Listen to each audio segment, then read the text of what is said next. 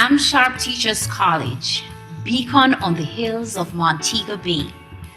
September 29, 1975, witnessed the birth of Granville Teachers College, the first and only of its kind in Western Jamaica, built under the World Bank II program.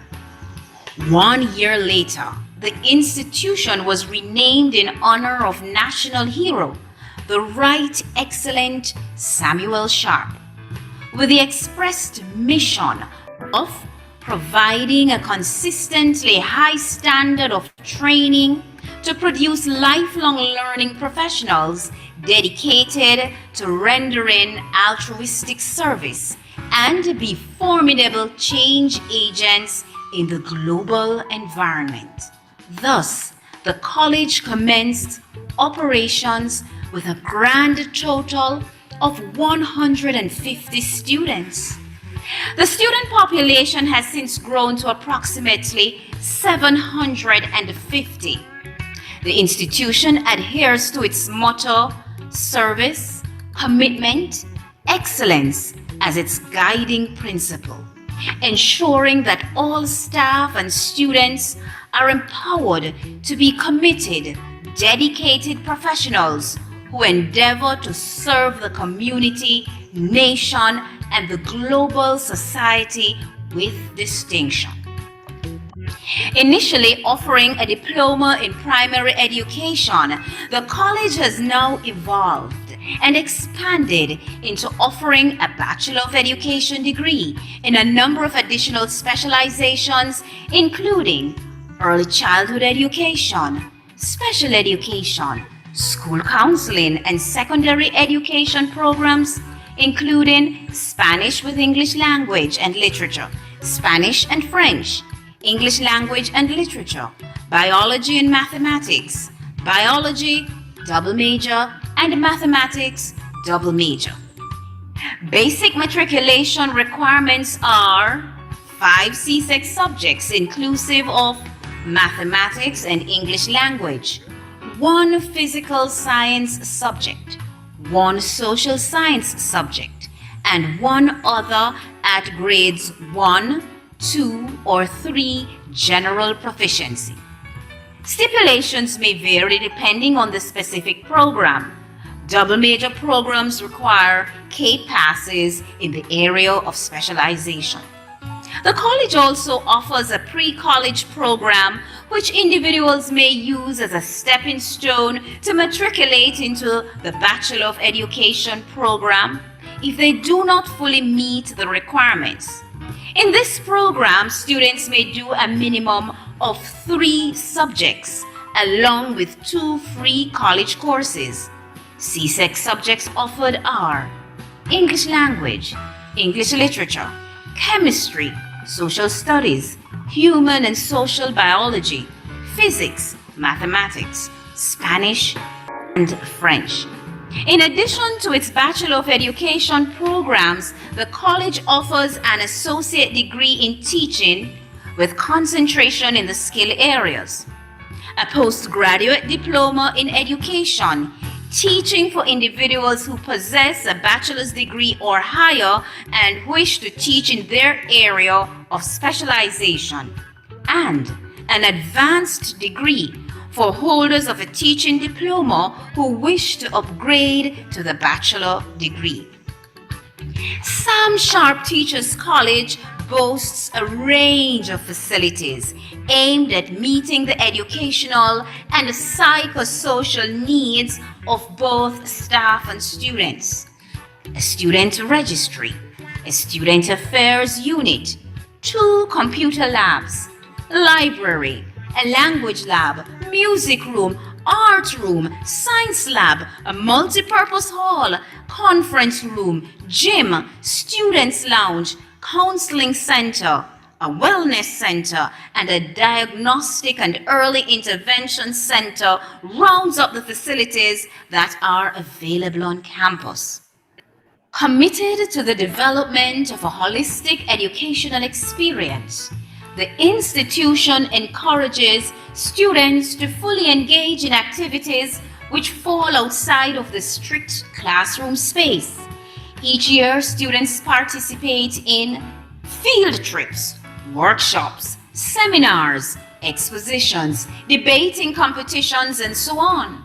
Not to be excluded are sporting activities such as athletics, netball, and football, as well as the visual and performing arts, with a number of students being entered into the Jamaica Cultural Development Commission's JCDC annual competitions.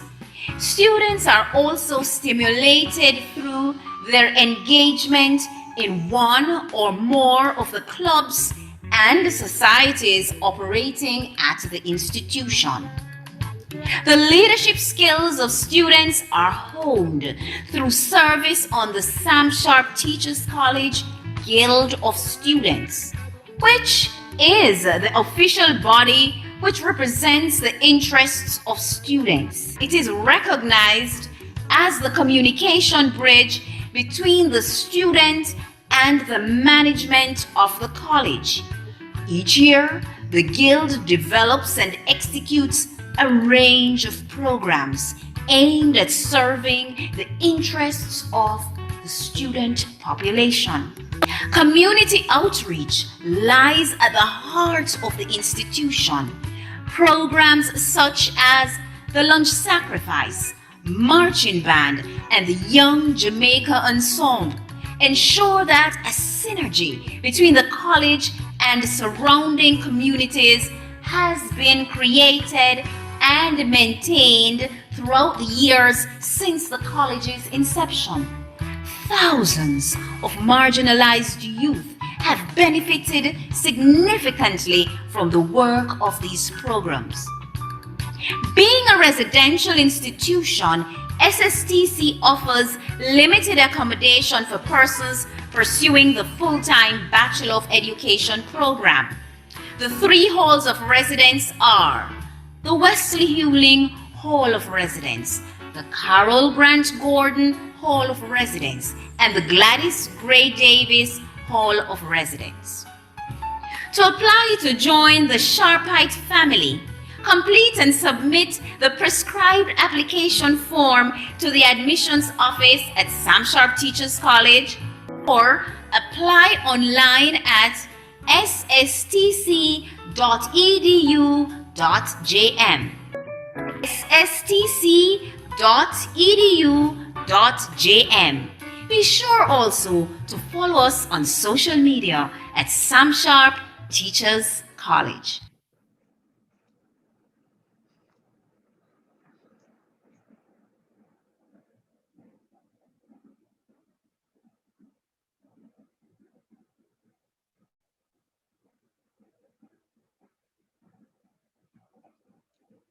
No, it's not.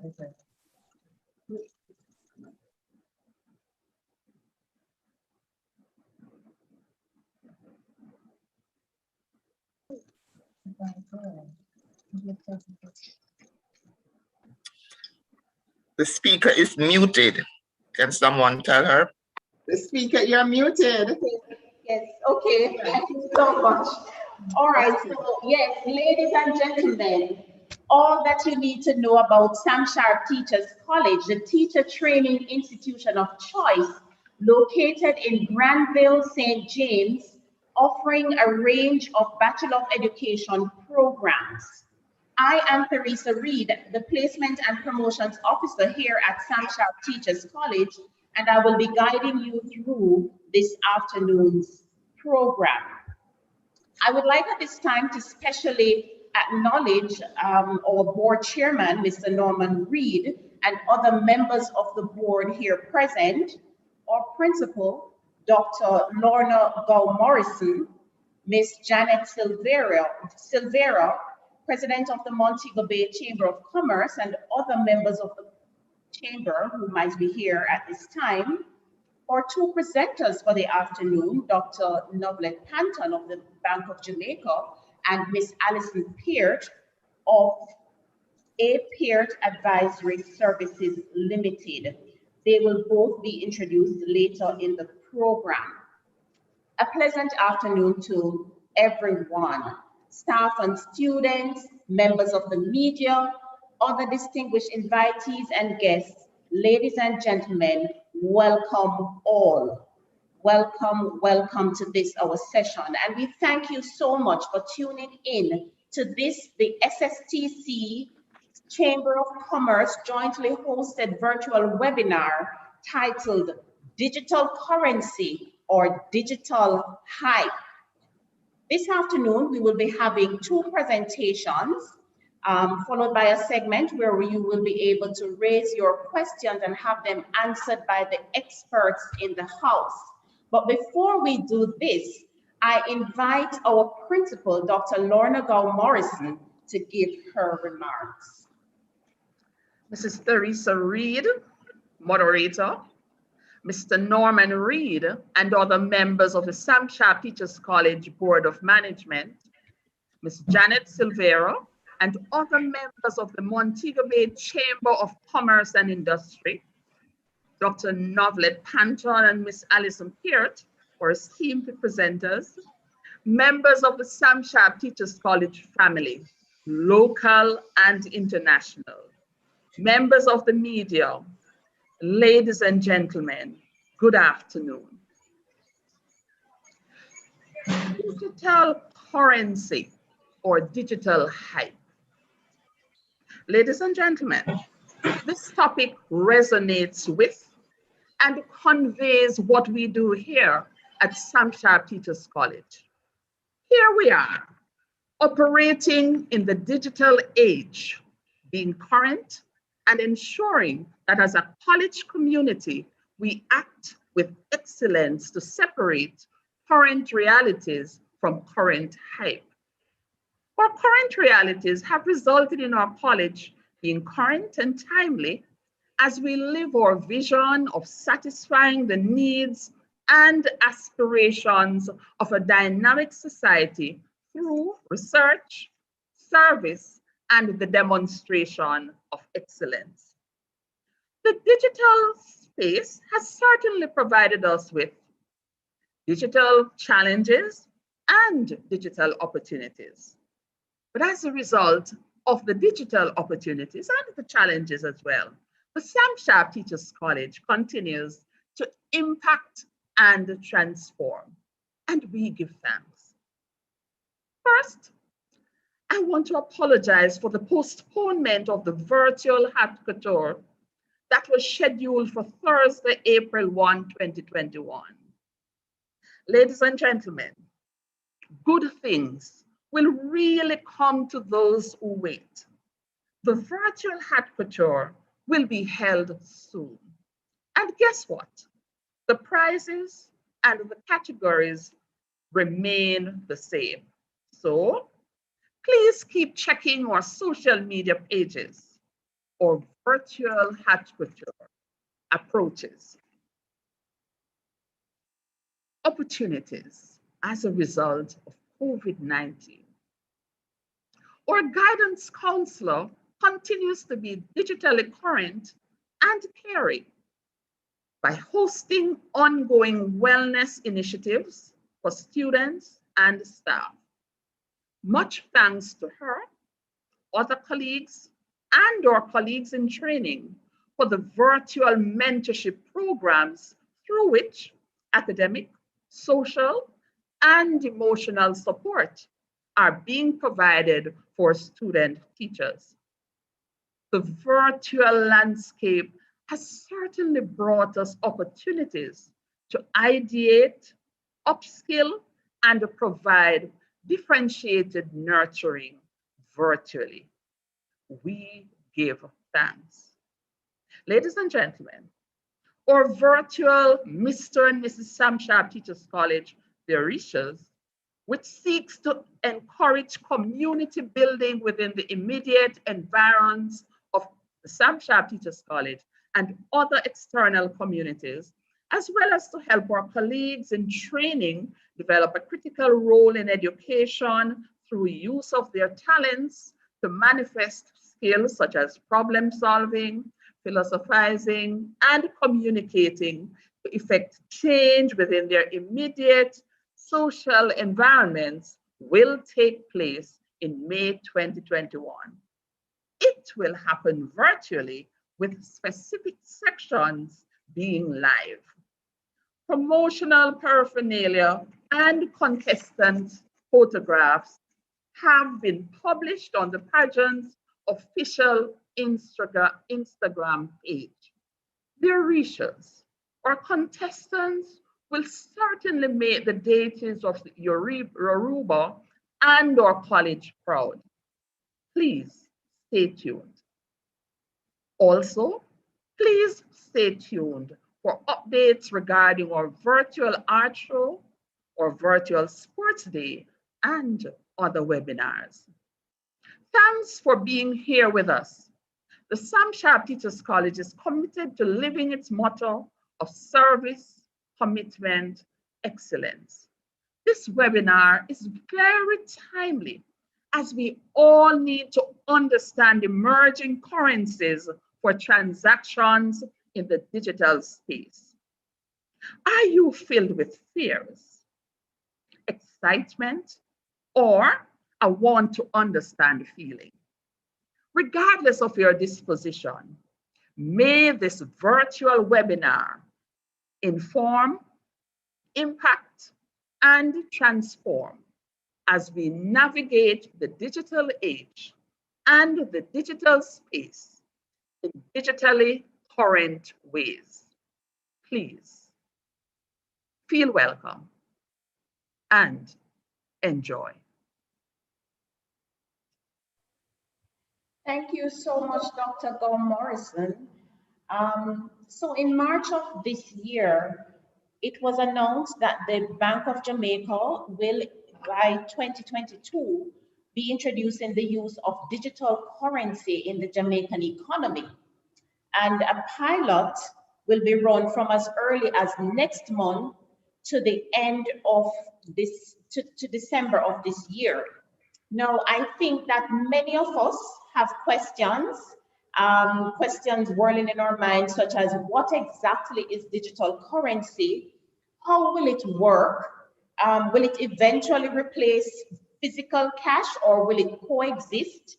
Is it different from using your debit or credit card at the store? Why is it really needed in the economy at this time? Are there any issues relating to security with which we need to be concerned at this time? And I'm sure there's a myriad of other questions that we might be having at this time. And so SSTC and the Chamber of Commerce have seen it appropriate to bring in the experts to shed some light on this matter. And we're going to take both presentations before, and then we will take the questions at the end of the presentation so that we will flow well. And at this time, I invite Mrs. Michelle McFarlane, a principal lecturer here at Sam Sharp Teachers College, to introduce our first speaker for the afternoon.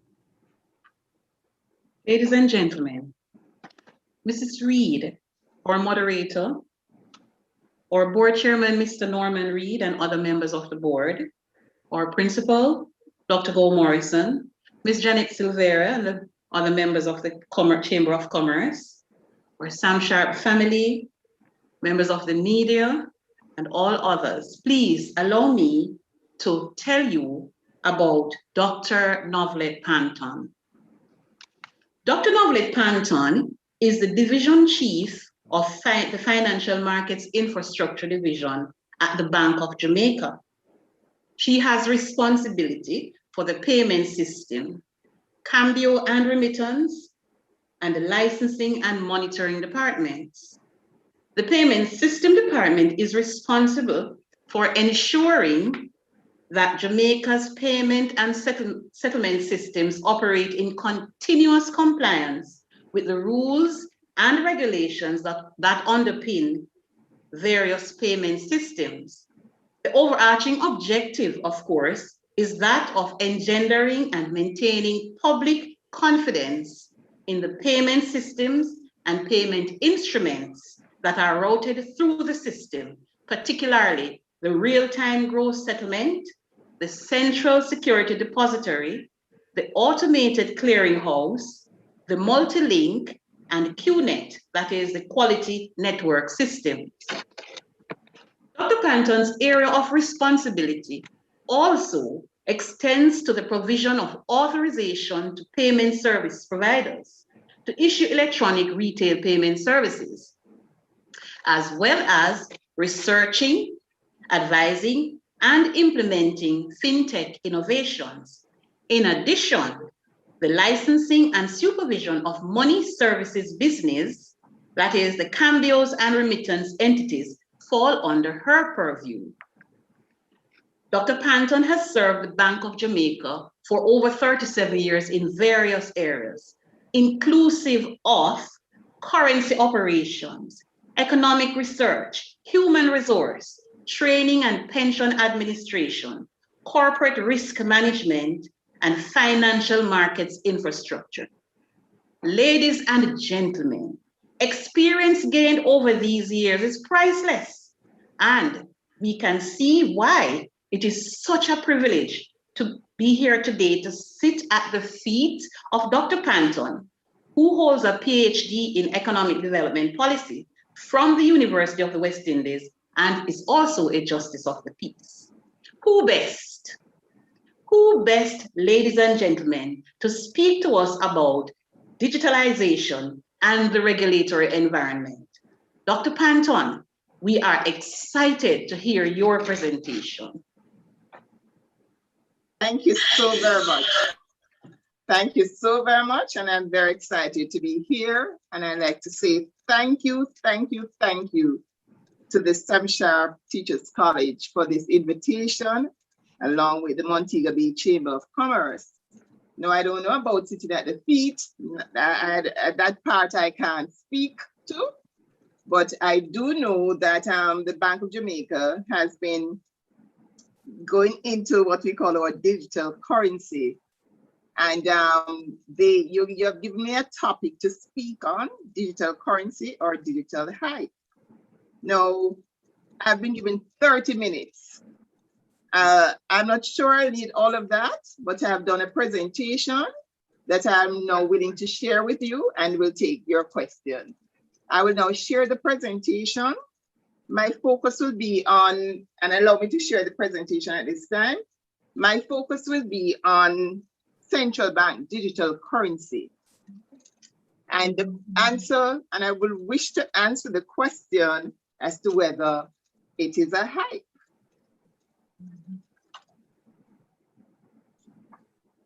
In trying to fill in the 30-minute timeline, I'll be walking through, I'm not sure you're still seeing my screen? Yes. Okay, thank you. I'll be walking through 8 areas. I want to start by talking about what is hype.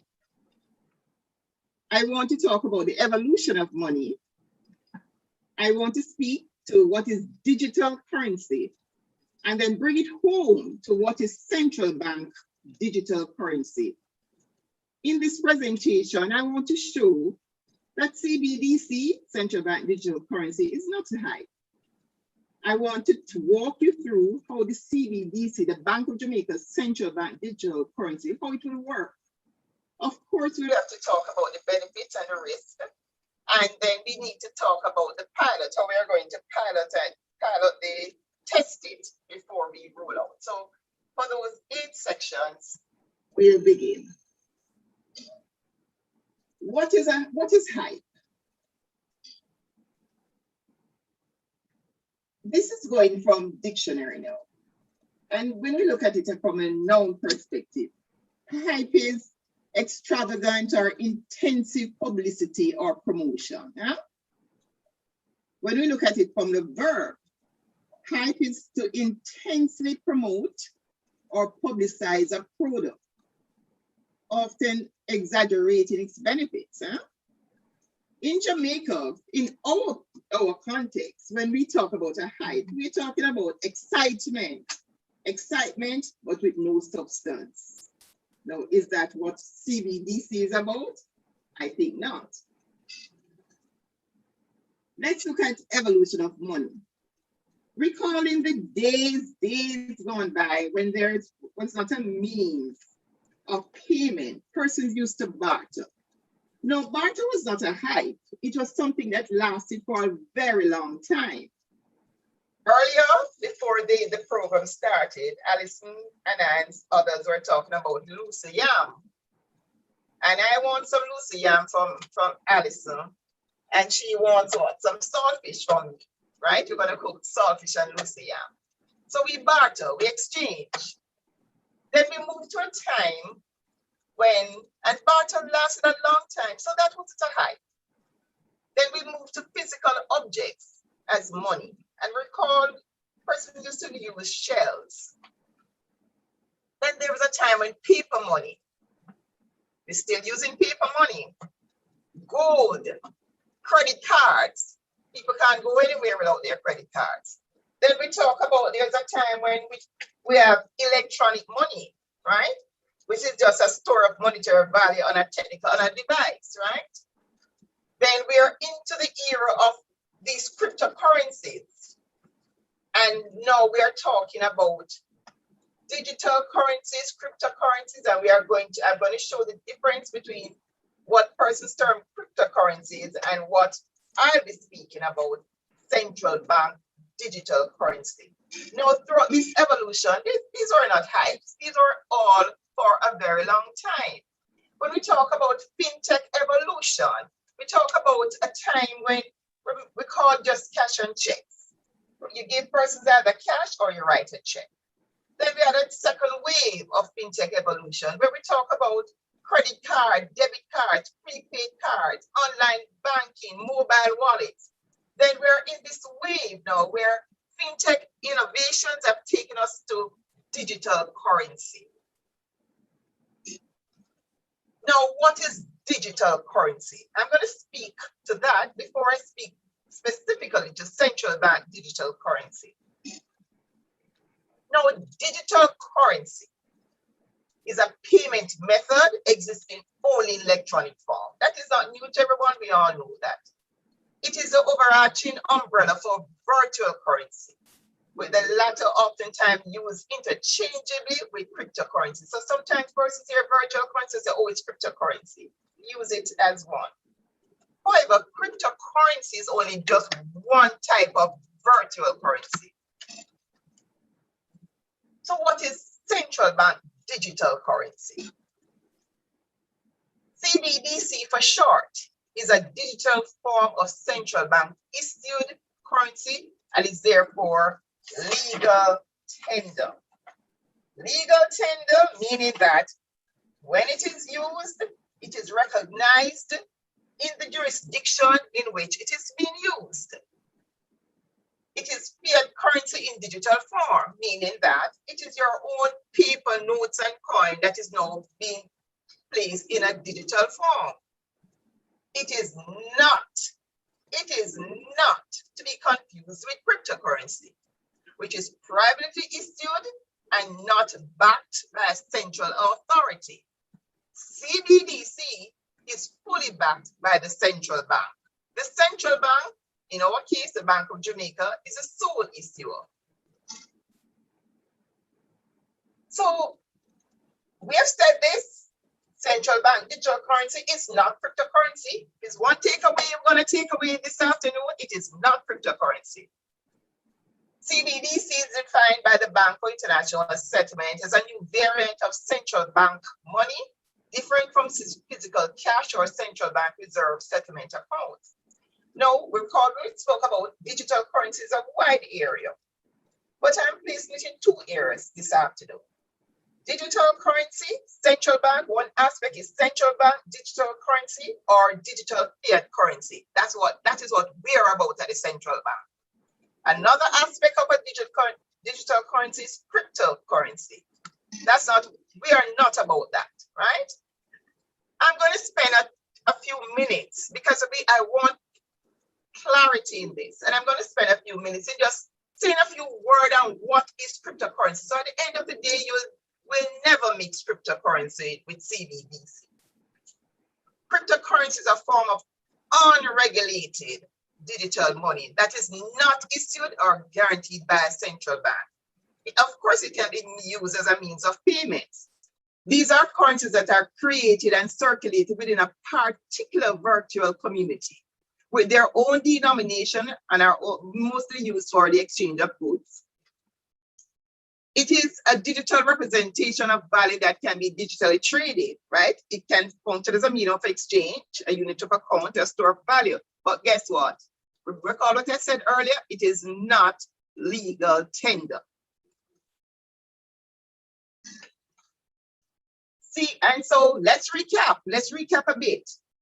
CBDC is a digital version of money, right? Banknotes and coins. It has a value equivalent to banknotes and coins. Banknotes and coins can be converted to CBDC and vice versa. CBDC is legal tender. It will be regulated by the Bank of Jamaica. It is not cryptocurrency. The bank, as far back, and if you may recall, as far back as 2018, the bank, in recognition of the confusion that can be in the marketplace, the bank put out a public awareness statement advising the public of some of these cryptocurrencies. And the bank was made it very clear that these currencies are not legal tender in Jamaica. And if you were to utilize these currencies, you will be doing it at your own risk. There would not be a recourse to the central bank. As recently, even more recently as April 8th, 2021, you may have seen that the bank issued another advisory, reminding the public that BOJ has the sole authority to issue currency in Jamaica. So if there's any entity in Jamaica purporting that they can issue currency, take it from me, the only authority to issue currency in Jamaica is the Bank of Jamaica. And we had placed another advisory recently on that. So CBDC is not hype, and we're going to talk more about that. And the term digital currency may connote some amount of misunderstanding, right? Because when persons really look at it, money has been in a digital form for a long time. What do we know about our financial landscape? As of December 2020, approximately 4 million debit cards were in circulation. For the entire year of 2020, a total of 2.7 trillion was processed electronically versus a total of 190.6 billion cash in circulation. So persons have been using cards and other means of payments. CBDC is not electronic funds is not a hype. CBDC in particular is not something that is full of excitement that is going to go away in no time. 80% of central banks across the world are engaged in some work on CBDC. We are seeing a number of CBDC pilots taking place across the world. And I'm going to just speak to, for example, right here at home, right in the Caribbean, we have the Bahamas with their sand dollar. We have the Eastern Caribbean with their deep cash. I know China. There's a lot of research and development going on. In countries, we have countries who are piloting. We have Canada, Russia, South Africa, France, Sweden. Research, a lot of research. Every central bank is deep down in doing research on CBDC. A lot of work has been done in the USA, Egypt, Morocco, Australia, Japan, India, Pakistan, Estonia, Kenya, Rwanda, Australia, Cyprus, Spain, Malaysia, Philippines, Indonesia, and I can go on. There's a lot of developmental work going on right now in Brazil, in Turkey, in Thailand. And I spoke already about the Bahamas and the ECC launching. So is that a hype? Persons are putting resources into looking at CBDC. Central banks are not going to put funds and resources in this technical type of investment. in placing persons to study what is happening in writing. People are writing. It's not a hype. People, too much time and effort is being placed in looking at CBDC to say it's a hype. Technology providers are out there perfecting CBDC solutions. In selecting, at the Bank of Jamaica, for example, in selecting a preferred vendor, the Bank of Jamaica engaged a rigorous procurement process. A procurement process that brought in 43 applicants from right across the world. These are entities with CBDC solutions. People are putting research and development in CBDC, the solution, because they do not see it as a hype. They see it as something that there's an evolution in the payments means. And this is a payment means that is going to be here to stay with us for a very, very, very long time. But how, we're saying it's not a hype, but let's talk about how it works.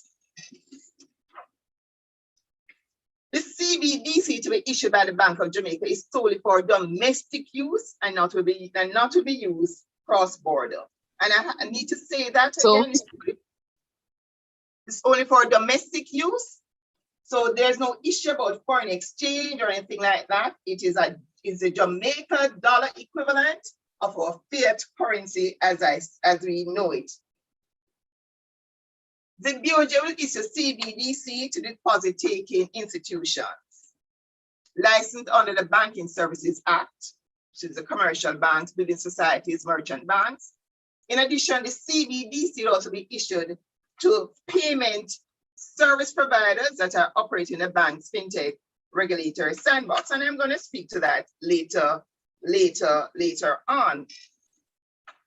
Now, this is just a pictorial of what I was saying. The Bank of Jamaica there, we're going to be issuing to the commercial banks, the licensed payment service providers, who would in turn will issue to the various merchants. Then, persons like you and I, the man in the street, will use it. Now, the Bank of Jamaica, when we talk about CBDC models, there are various models for CBDC, right? You can have a cross-border CBDC model, and which entails commercial banks, which can be used for foreign exchange transactions across jurisdiction. That's the cross-border model. You can have the wholesale CBDC model, entails the digital currency issued by the central bank directly to the commercial banks, which in turn distribute to the retail market. Then you can have the retail, where it's the central bank now issue to the general man in the street. What the Bank of Jamaica has decided to do is to use what we call a hybrid model for issuing CBDC. What this entails is that BOJ will therefore not only issue to commercial banks, but to other DTIs, building societies, merchant banks, authorized payment service providers. These entities will distribute the CBDC to the retail market. To use the CBDC now, consumers will need to have a CBDC account, which will be different from a regular bank account and much easier and simpler to obtain, because we have streamlined and simplified know your customer requirements. In that last year, what happened last year is that the Proceeds of Crime Act of POCA, there was some amendment to it that provides for simplified know your customer requirements. Recall that there are oftentimes here persons complain that it's so difficult for them to open a bank account because of the million things that have been asked of them and the things that they need to provide. No, and I'll speak to that later, but with the simplified know your customer requirements, person will be better able to open their CBDC account. They may just need a government issued ID, probably a selfie. People, Jamaicans love to take selfie, take a picture of themselves and their TRA. Persons who already have a bank account can just ask to open a CBDC account. The Payment service providers and the DTIs will be able to onboard the unbanked customers, because one of the things that we are trying to do is the CBDC is trying to reach those persons who are now not in the formal banking sector. We want to remove the clouds and any cobwebs in persons' mind about digital funds, about digital money, and get persons closer to the formal banking sector. But we probably can speak to that later on. As I indicated, customers will be able to transfer and convert funds seamlessly between regular and CBDC accounts. To carry out CBDC transactions anywhere and anytime, customers will be able to access, download, and deploy a mobile wallet app on any smartphone, tablet, or similar device using a network of both telecom service providers in Jamaica. Customers will be able to top up their account from time to time, etc. I need to speak a little about the underlying technology, because once you start to speak about CBDC, persons start to think about what is the technology that will be behind this. And what that slide is simply saying is that CBDC, the one that is going to be used by Jamaica, will not be using blockchain technology. And it's not because there is no issue surrounding blockchain technology, but we wanted a technology that would prove to be seamless, would have probably what we call a seamless interface with the country's payment infrastructure. So that is the technology that will be using. Consequently, the solution the BOJ has opted for adapts to traditional technology, which is easily integrated with the bank's real-time gross settlement system. So because we felt we already have some technology here, why not find in providing our CBDC, why not find a technology that the learning curve won't be as sharp? And we found that. Let's look at some of the benefits and the risk mitigation.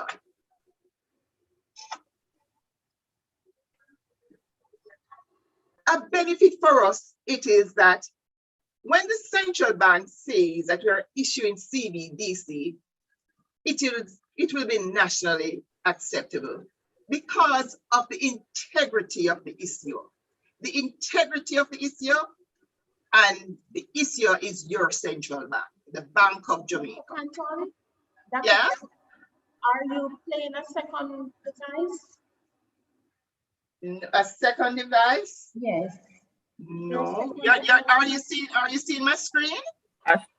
If I may, I think what is being shown is your points, your notes, your speaker's notes coming across. Okay. But if you're okay with that, I believe you No. can. No. Hold for me.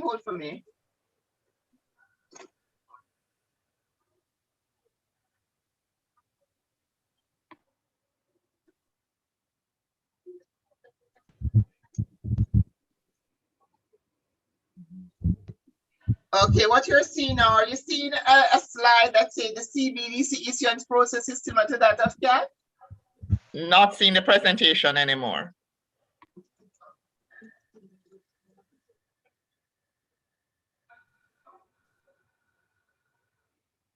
Okay, let me go on until they fix.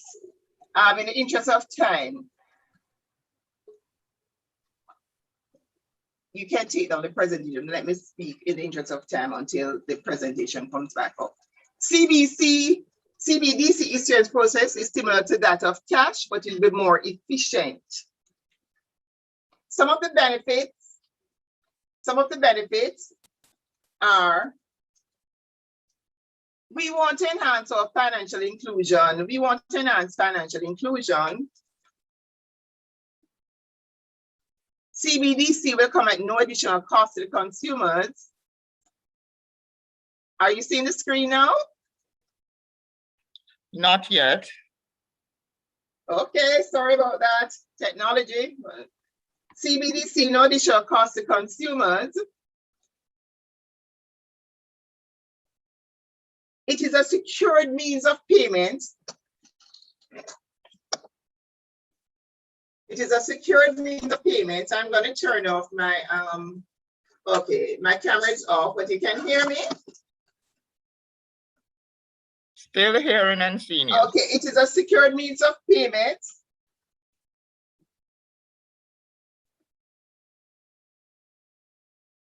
What we're hoping is that the CBDC will be an efficient way of distributing government welfare payments, such as PATH payments. Right now, there are a number of persons who are on PATH payments, receiving PATH payments, NIS benefit, the CARE program that the government did recently. We want to be in a position that CBDC will be used to meet those requirements of the persons who need a care benefit.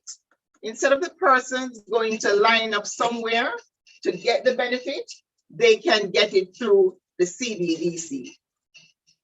So those are some of the benefits that we are looking at.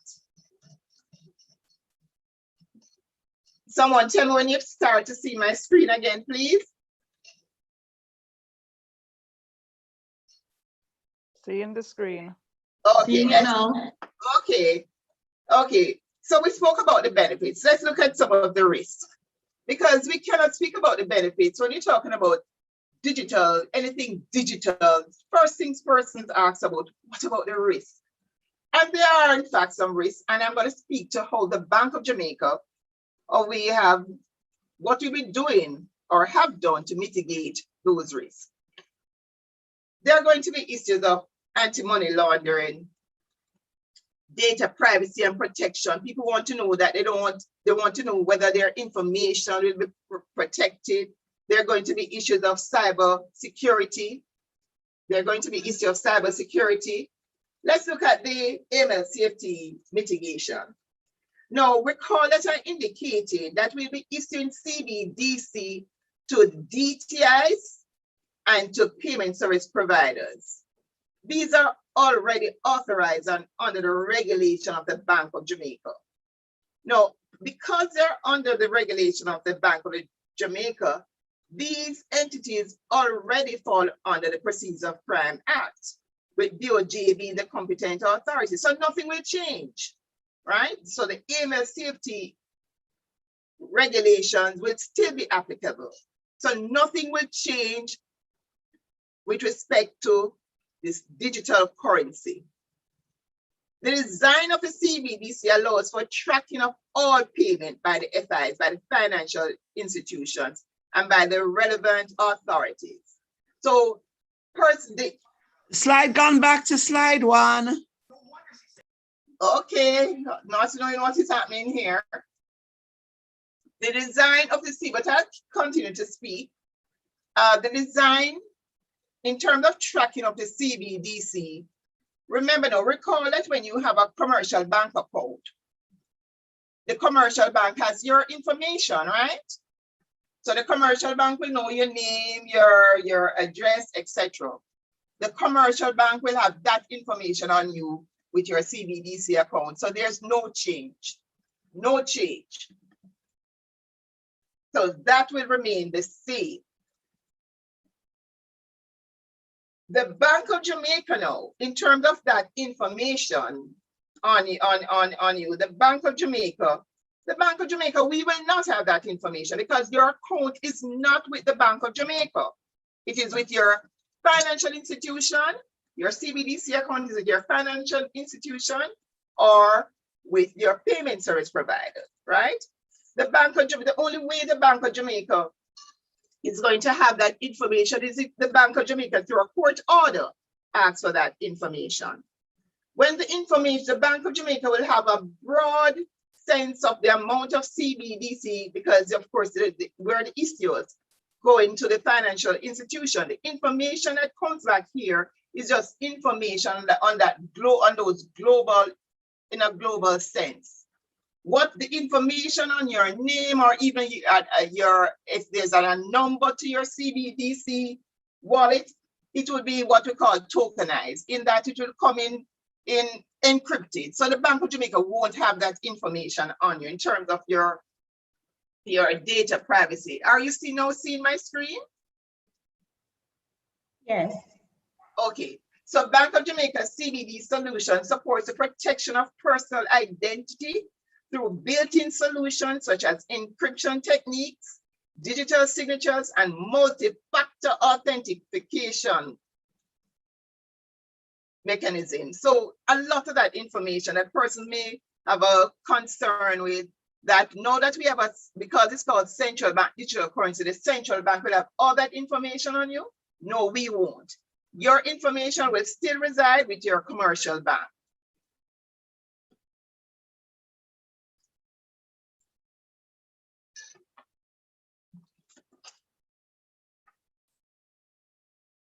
In terms of cyber security, still my slide's not moving at all.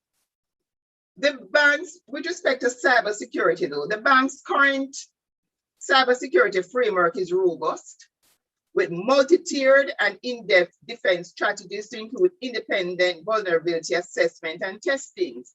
The Bank of Jamaica, cybersecurity is not new to the Bank of Jamaica, right? The Bank of Jamaica have lasted all these years with improving our cybersecurity. So there should not be much concern on that, because the Bank of Jamaica, that is completely covered. There's a high level of administrative, physical, and logical control that we have put into the process.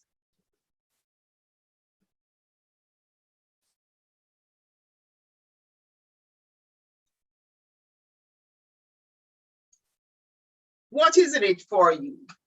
What is in it for you? I don't think the slides are changing, but I'll continue to speak.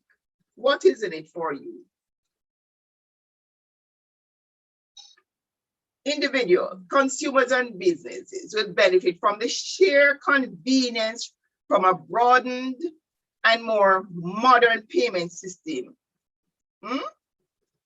Greater financial inclusion, as persons who do not currently have regular bank accounts will be able to access CBDC accounts in a way that will be easier and simpler than accessing regular bank accounts. Recall I spoke about the tiered KYC and simpler KYC, right? So persons now will be having a footprint, because once you get a CBDC account in, say, a commercial bank with lower KYC, where you just give them your government issued ID, TRN, or and a picture, you're closer to the banking sector, because it'll be easier for you now to switch and go, because you'll have a footprint in the banking sector to open, say, a deposit account. So there's benefit to the consumers.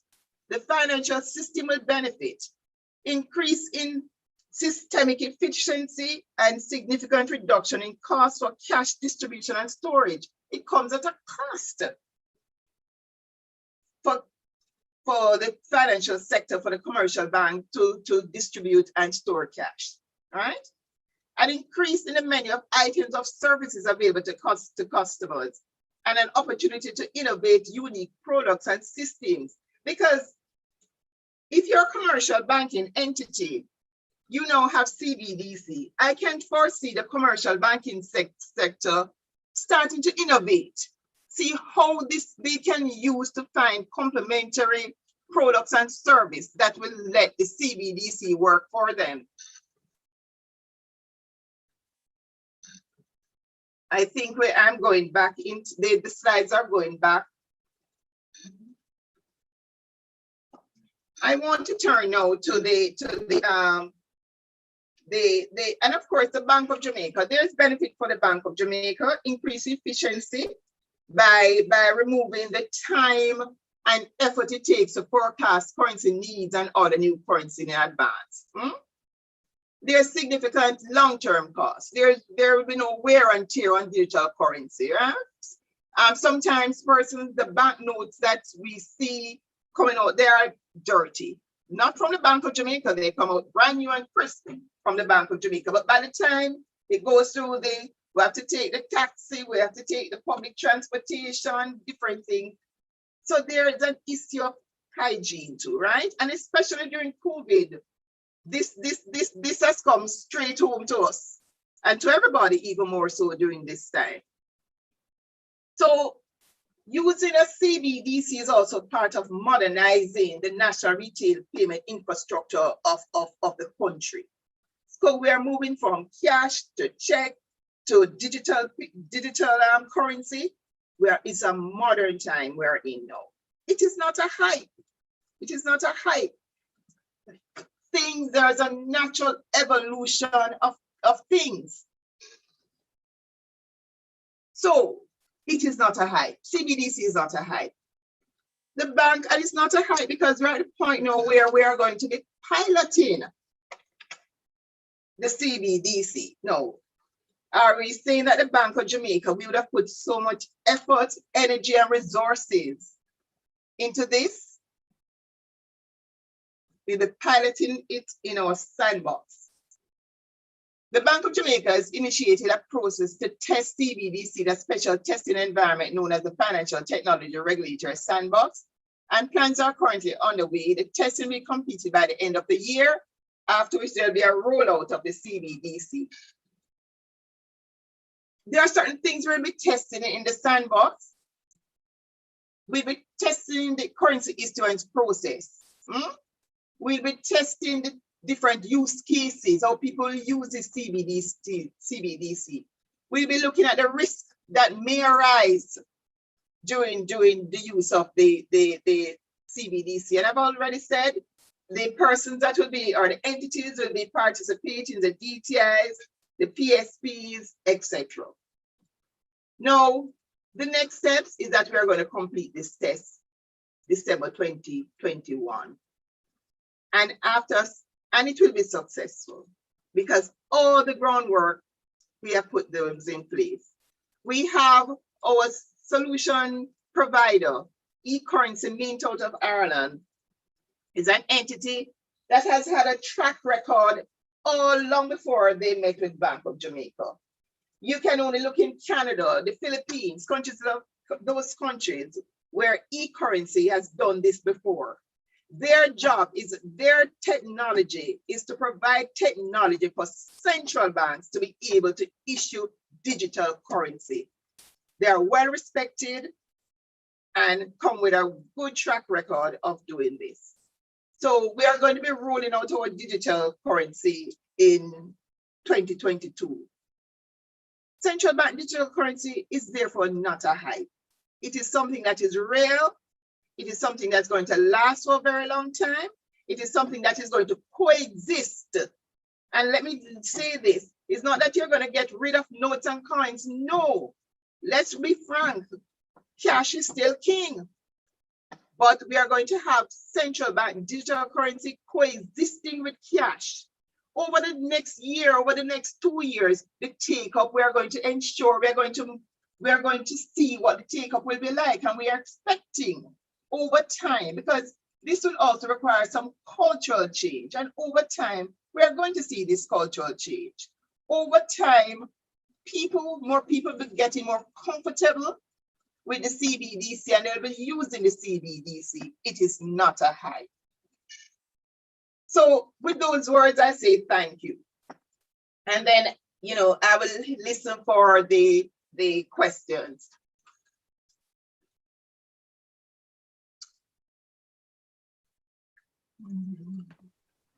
Mrs. McFarlane, Thank you so very much. All right, Mrs. McFarlane, you may go ahead and introduce Ms. Peart, our second presenter for the afternoon. See, I told you, experience, knowledge, authority. I wasn't wrong. Thank you so much, Dr. Panton. You're most welcome. With over 28 years of public accounting experience with Big Four accounting firms in Toronto, New York, and Jamaica, Ms. Alison Peart is the Managing Director of A. Peart Advisory Services in Jamaica. She commenced her accounting career in downtown Toronto in KPMG's audit practice, specializing in financial institutions. Then was recruited by EY International Tax Practice, where she spent time in Toronto and New York before being asked to assist with establishing a practice in Jamaica. Ms. Peart is a Canadian chartered professional accountant and a chartered accountant with extensive audit, management, and advisory experience, and has spent time setting up tax structures in various countries, including Canada, the US, Hungary, and Luxembourg. She is a graduate of the University of Toronto with a major in chemistry and a minor in commerce, and an alumnus of Glenmuir High School. Alison has worked with several clients in Jamaica, the Caribbean, Latin America, Asia, the US, and Europe across a wide range of industries, including retail, distribution, manufacturing, banking, insurance, and hospitality. She has provided tax commentary on Jamaican radio and television and has served as the moderator or presenter at several seminars for the American Chamber of Commerce, the Institute of Chartered Accountants of Jamaica, the Jamaica Stock Exchange, Capri, IDB, and several other private sector forums. She's also known for her engaging and dynamic presentations. Alison conceptualized and assisted the University of the West Indies to develop a work-study co-op program for accounting students to receive paid internships while completing their degree, so that they have at least 8 months of work experience when they complete their accounting undergraduate degree. As a believer in service before self, Ms. Peart has done extensive work with the Rotary Club and has served in various capacities for a number of years. As the then president of the Rotary Club of Kingston, her major project in 2014 was the construction of J.A. Bistown, a mini city where grade 5 students are exposed to financial literacy and work readiness, which is operated by the Junior Achievement Jamaica and currently reaches over 15,000 students in Jamaica. Ladies and gentlemen, because of Ms. Peart's high standard of professional excellence and integrity, she is most suited to address us today. Ms. Peart, we eagerly anticipate your contribution to this discussion. Thank you. My goodness, I gave you guys a bio. I hope you would shorten it. I feel old. I've been plucking the gray hairs, everybody. Those of us that come from country, and I declare I was born in Hanover despite me going to Glenmuir, which I loved. The coconut oil on the neck and the face. I see the amazing Phil Ogle, one of the founders of the Institute of Chartered Accountants. I'm sure he has a whole heap of coconut oil because he doesn't look a day over 50. So Mr. Reed, Mrs. Reed, the amazing people who invited me today, Mrs. Lorna Gow Morrison. I think we have a past and I just forgot about it because, you know, when we're young, our memory fades. Because you were aware that I spent some of my childhood in the Bahamas and that my mom is a teacher. So I am very fond of the profession and I am so humble to be here today. So I'm not going to do a presentation. I'm going to talk with you. I want us to discuss from a business perspective. Is it hype? You heard from the BOJ, but if we don't do a few things, this will be hype. We need to do something. So here are my views as a business person. It needs a hype name. Social media, it needs some substance. We can't keep calling it the CBDC. The Bahamas calls there the sand dollar, very catchy. So what is it in Jamaica? We don't want to call it the currency hype. We need a name. So my advice, get our young people involved because they're the future. Get the older people involved because they understand what Jamaica needs. Perhaps put it out as a competition for us to name this dollar and get us involved. But we can't keep calling it the CBDC. Otherwise, we're going to call it hype. Jamaicans will find a nickname for anything. Financial inclusion. It will be a hype if we don't get all our citizens within the system and included. We need substance there, not just talk. The existing financial inclusion needs work. If you have an existing bank account, you know that you probably have had a hard time if you didn't open it a long time ago. If you're now to walk into a bank, to open a bank account, you need to understand and remember a lot of things when it comes to know your client, especially someone like me who was born in Hanover, went to school in Glenmuir, went to school in Toronto, went all over the world. You can imagine the things I need to prove to say I am who I am, especially since there's another Alison Peart who's a teacher. So I need to understand better. All of us do. What does it mean about know your client reduction?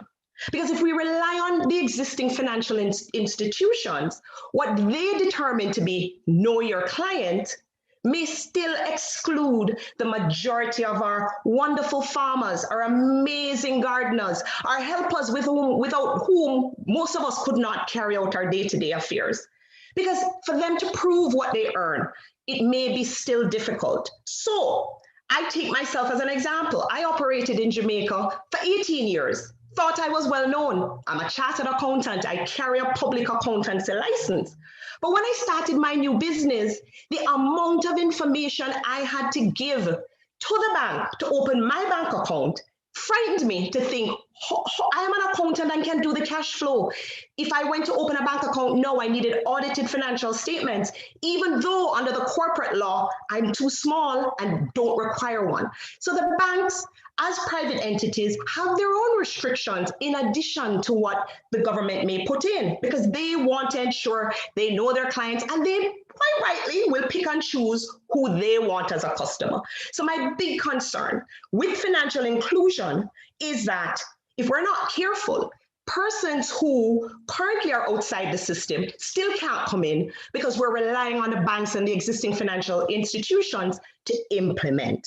So if I had to go through so much to open a bank account, luckily I can meet all the requirements, I can do my cash flow, and being a member of the Institute of Chartered Accountants, I know we have an amazing set of auditors at the PAB, but not everybody has that information. So it needs to be easier to open this bank account. It needs to be easier to access the unnamed CBDC in Jamaica. Otherwise, it will be hype because nobody will be using it. Another thing, technology, the fridge phones. You know, like I said, I'm a proud Hanoverian. My mother still uses a fridge phone. I always look at things in terms of what would my grandfather do? What would my grandmother do? Could we convince them as farmers to give up their fridge phone for Wi-Fi? Do they have Wi-Fi in the hills of Hanover where I was born? We need to get better access to Wi-Fi. Otherwise, the CBDC will be hype because you can't access it if you don't have the tools to do so. So we do need some work. The CBDC, as described, is safer, harder to steal, because you know right now we have a lot of with some robberies going on that are heart-wrenching. So we're happy for that, but we're putting our trust in the banks. Why? Sometimes their systems go down because they're hacked. We've had some technological glitches where we've not been able to access our accounts at certain times. So we really need our banks to beef up their systems and ensure that they're not hacked, that they give us access at all hours to our CBDC. Otherwise, it's hype. Tax collection. As a person who dabbles in tax, yes, I have a chemistry degree. I do not cook books. I believe in paying your fair share of taxes, but if the laws are no good, we will take advantage. So with tax collection and money laundering, the CBDC can reduce the amount of tax evasion, tax avoidance, money laundering, and that means more taxes are collected by the government. So that's less for us to pay. If more people are paying taxes, it's a lower rate for the rest of us. So that's a good thing. Also, a lot of these know your client rules, or KYC as the acronym, which make it so hard to open a bank account, is because there's so much money laundering. We're currently on a blacklist. So if we were to use CBDC correctly, we could cure some of the ills and it would be easier to open a bank account. So this will not be hype if we can get it to do and remove us from that blacklist. No access to foreign currency. I know it's in a pilot, but boy, as a country person that went to the Bahamas and went to Canada, lived in the US, spent time in Hungary and Luxembourg, I need my foreign currency. So even though it is now currently local and I know it's pilot, it will be hype if we can't access US currency or Canadian currency or UK currency. I would hope that at some point we can. I did notice in the Bahamas, yes, I spent time there as a child, so I spoke to my Rotarians, my mom's friends in the Bahamas, about their experience with the sand dollar. They haven't really taken it up a lot. It's the family islands. Bahamas is 700 islands.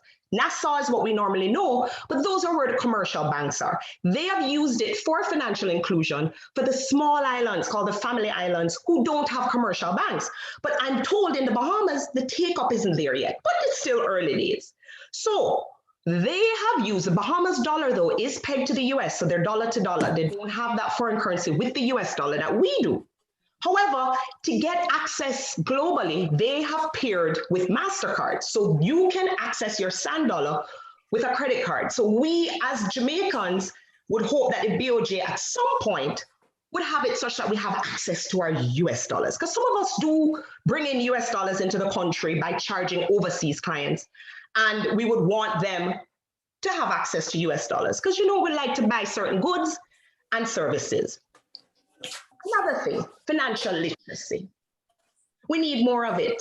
Our children need to understand, our adults need to understand, our business people need to understand that cash is not profits. You can't spend it all off.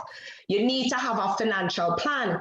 And we need to ensure that everybody understands the CBDC. Because if we don't, it's hype. Because we're going to say, give me cash. I don't know what that thing is. I don't know, some fancy name, which we don't know. So we need to get intense financial literacy in the schools, in the colleges, in the universities, in the chambers. We need to ensure we understand what this is. It does save some money for the bank because you're not dealing with the money, you know, the hard cash, which we know is dirty. But it will be a dirty word if we can't access it and we don't understand it. As a people, we don't go near anything we don't understand. So we need to ensure that occurs. We also need some more competition for the banks. You know, I love my banks. Love my banks.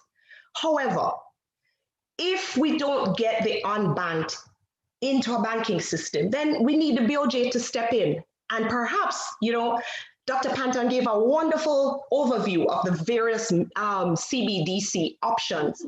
Maybe it's time for us to go straight to the BOJ and reduce our costs for certain people that the banks just don't want in their offices. Because, you know, as private sector, we're free to choose who we want. And the Bank of Jamaica, particularly if we get better ID, may want to do that. Again, we need competition because without competition, the fees are high and some of us may not be able to go into a bank even with the lowered standard because they may not want us. You know, the customer service person may say, well, I don't like that one here, you know. The Lucy yam she gave me never tastes so good. So, not letting you bank. So again, we may want to have a lot more after the pilot to make this truly financially inclusive. If you look at Ecuador came out the gates in 2014 and had a CBDC until guess what, 2018, shut down. Why? Nobody used it. Why? It wasn't bought in.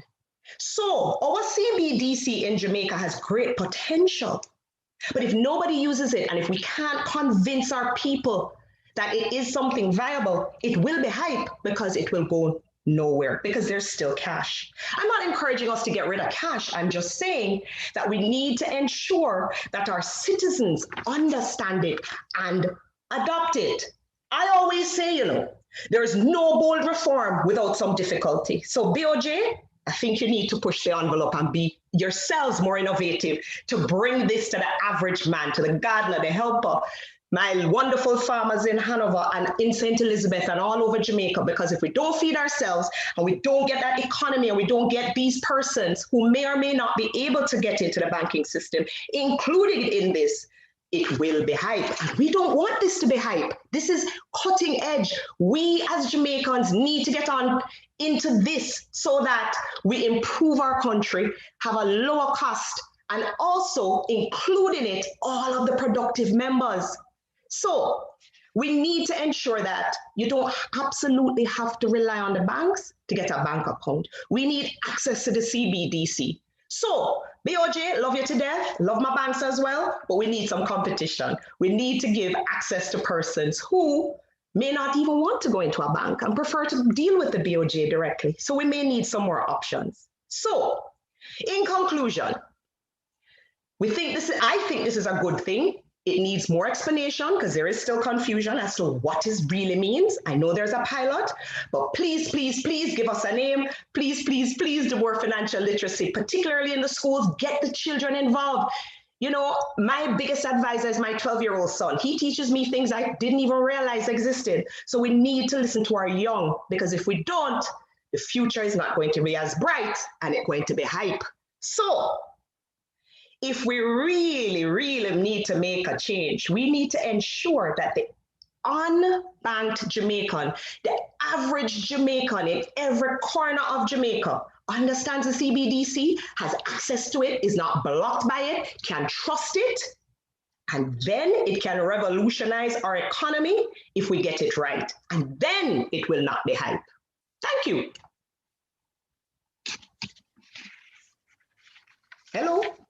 Okay, thank you. Thank you so much, both of you, Dr. Panton, for your very informative and comprehensive presentation this afternoon on the CBDC. But I think Ms. Peart has really opened up, what you call it, Anne's nest, I think, in terms of all the things that people have been thinking about and the questions that need to be answered for the ordinary Jamaican. We know that Jamaicans are very suspicious people. We don't take things just like that. They have to be explained right down to the nitty-gritty. And so, as I would have mentioned initially, there are a lot of questions, and Ms. Peart raised a lot of them. I like the idea of the currency being given a name. That would be lovely. And yes, it's a good idea to have a competition out there to get the people excited and involved in the process. We like as Jamaicans to be involved in the process. Issues of The name can't be hype. You want me to come? Hold on, the name cannot Sorry, be you hype. want me to come in now? Yes, Let me come in now. I'm just saying. I'm just saying the name can't be hype, because then we're in trouble. No, and let me answer that quickly. Sure. Alison, I heard you about the name, but guess what? That has been planned, and you'll be seeing it. We recall now, what the Bank of Jamaica be doing, and Alison, you're the first person I'm going to come to be in that competition, where we're going to have a naming competition. The name Sand Dollar didn't just come by way. As central bankers, what we were in it with the Bahamas from day one. They went through this process and they went through their naming, all of those things. We will be having a naming competition. You'll be hearing it out there. Persons the Bank of Jamaica, we're not going to say what the prize is or whatever will be, but the man in the street will know it. We have even got names of some persons. So why don't you call it the reggae dollar? Why not call it etc. etc.? We don't know. We are not going to call it. We are going to let the people of Jamaica call it. Our communication campaign, because what happened, remember, everything has to go hand in hand. And some of the things that Alison has mentioned, they are already in play. What the first thing that we had to do is, first of all, after we have done all the studies, done all the research, is to procure who is going to help us to deliver that. That is the aspect where we are at now, where we have gotten the e-currency technology provider, and they are doing that. What you'll be seeing rolled out now is a competition, because remember the pilot, the pilot at this point in time now, as I indicated, is for the bigger entities, the commercial bank, the payment service providers, and they will bring in their customers in the pilot. No, the man in the street that we want to come in now, it is during the pilot stage, you're going to have the rollout communication plan. You're going to see Bank of Jamaica everywhere. You'll be seeing some survey instruments will be there. These are all things that we are doing now. So the naming competition, that is a given part of, that is a given in terms of what will happen. In terms of the persons, I heard Alison spoke about this commercial banks not wanting people in their branches. No, I am not going to agree to that. What I do agree is that there are persons based on the level of know your customer in terms of the things that are asked for, persons find it very difficult. Hence why the CBDC is going to be critical, because as I indicated before, that has been lowered significantly. I even spoke about selfie. So I can go to when I want to open the account, remember, you not only can open the account to the commercial bank, we have persons like entities called payment service providers. They're not commercial banking entity. That persons can walk into one of their agents and they will be able to open their account. This information, we can't give that information until after we have gone through the pilot and test everything. This is where the man in the street, the lady can go I go and they say, okay, now I want a picture ID. So she just take her selfie and she give her, and most persons have their government issued ID, right? And they open their CBDC account. Alison spoke about, I'm trying to remember yes, it's a local CBDC. There is no, I don't want us to get confused about accessing your US dollar. Remember now, you know, just like how you get your US dollar, how you get a US dollar now. You go into your bank, you buy your US dollar. You go to your computer, you buy your US dollar. That won't change. That won't change. It's just that, remember, the CBDC is we are digitizing what we have now. The Jamaican dollar is the Jamaican dollar. So it's a digital form of the Jamaican dollar. So that doesn't have anything to do with you not getting your foreign currency. You go and you buy your foreign currency anytime you want. Remember, with the CBDC account, you know, you can have a CBDC account, you can have your deposit account, you can transfer one to the other. So you can always buy your US dollar. So it has nothing to do with the US dollar not being able to access the US dollar. Can I ask a question? Because I think you misunderstood. Can I ask a question, Dr. Anton? Yeah, man, sure, Alison. No, what I'm getting at is, you see, like the Sand Dollar, where you can use a MasterCard, because let's say you don't meet the criteria of a commercial bank. So you had to open an account somewhere else, or, you know, it's lower KYC. So my comment about not wanting you is because of the risk. If you can't meet some of the criteria that the banks have, I mean, you're a risk. So coming in as a customer is not an option. But let's say that you can't get a bank account, you don't meet the criteria for the KYC, and you get your CBDC using lower KYC to get access to that US dollar. How would you do that? To get access to purchase US dollar? Not in cash. Yeah, because how would you get access to it? Because remember too, we want currencies, for example. I do as much as possible online. So I don't go into a bank at all. So if I don't have a bank account and I want to convert my J dollar CBDC into, you know, a currency that I can use to purchase something overseas, or to do, you know, on online using, for example, a credit card, would I be able to? Alison, why wouldn't you convert your CBDC, your digital currency, into, because remember I said you can convert from digital currency back to fiat. Why don't you just in a similar way, because it won't be any different.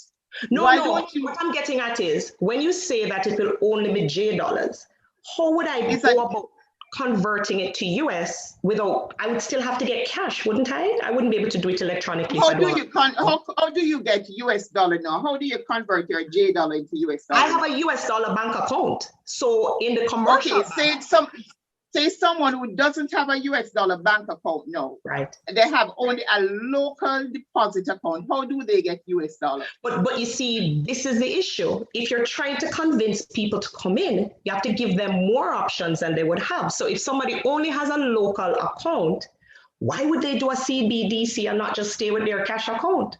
So what I'm getting at is, for the unbanked who don't have anything, A lot of them want access to US dollars and we want to promote it. So I'm saying in the future, we should look to see how that is operationalized. Yeah, but remember the CBDC account, just one word on that and then I will stop on that. The CBDC account is more a transactional account, you know. It's a transactional account, which is non-interest bearing, right?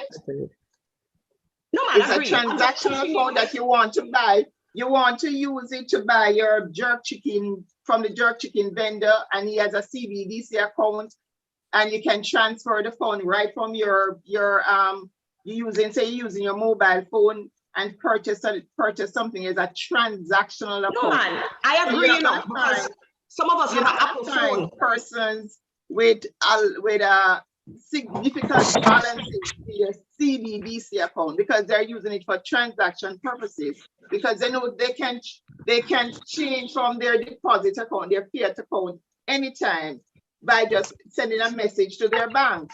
Or no, I'm saying for the unbanked, they wouldn't have a bank account. So I'm just pushing the envelope. And that's the point I'm making for the unbanked. When they get into the structure in terms of getting that CBDC account, because what we're trying to do, we're trying to get the unbanked, the person that you're saying that are being out of the banking sector, we're trying to get them there.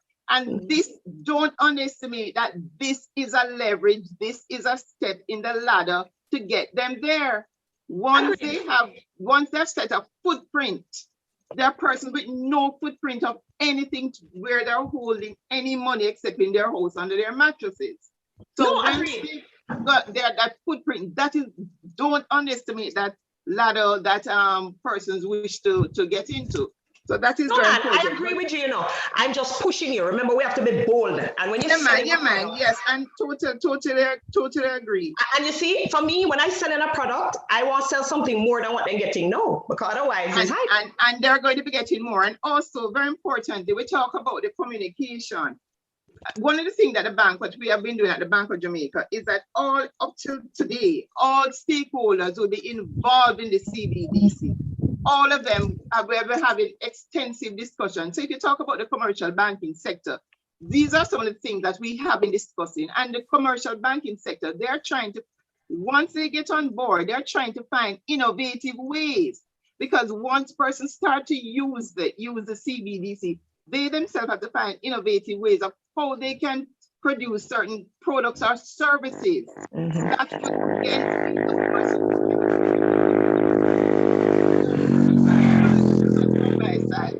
That would That wasn't me. That wasn't me. Right. So once a person gets that footprint into any financial sector, that is where we are going to get them in. Right now, we have a situation where there are persons without any engagement with any financial institution. And that is what the CBDC is about. If persons, for example, on the PATH program, if persons are getting the care package, if we can say to them, the government say to the government, okay, this is a care package of what? $3,000, $5,000. Person X open the CBDC account. The money is coming straight there. The person, the little store in Hanover, or the little shop in Hanover, where the person usually buy things from, they have their account. Purchases can be made. These are persons who would have been outside of the formal sector. So it is that step in that direction. Financial literacy, I agree with you. I totally agree with you. How better we are going to, not only the Bank of Jamaica, but in terms of explaining to persons what CBDC about, just financial literacy in general. This is some of the things that we have been talking to with our stakeholders that we all need, whether it's from the high school, from the prep school, from where persons have a better understanding of when we talk about certain terms and we're not talking up there and persons not understanding. So financial literacy is going to be very, very important. So the communication is good. The cultural issues in any country, if we were to get, if at rollout next year, we get say even 2 to 3% take up, it will be a win, because guess what, we are moving from a point where persons are not thinking about this. to a point where they're going to take on this. You've spoken about what has happened in Ecuador. This requires continuous communication, continuous marketing, not only from the central bank, but from all the various stakeholders who will be using the currency. It is over time.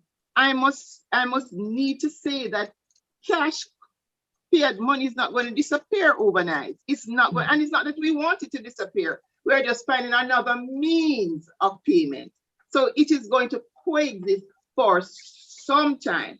For Alison, you spoke about your 12-year-old. Even when your 12-year-old have grandchildren, great-grand, it's going He's going to Mars, so it needs to be able to reach the Martian. Or probably when you go, but it is going to coexist. So I want to make that abundantly clear. CBDC is not here to replace cash as we know. It's not here to replace. It's just as a complement to what we use now. I think I want to show if I've covered most of the things that Alison has said, but in terms of some of the, go ahead. We really don't want to leave our audience out this afternoon. So I'm actually going to take some questions from the chat and allow some persons who have had their hands up for a while to speak as well.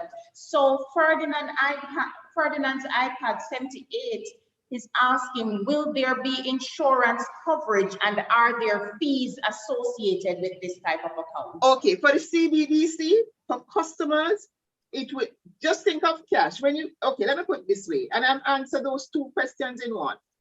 When you have cash in your pocket, is it costing you? Remember, it is the digital form of cash.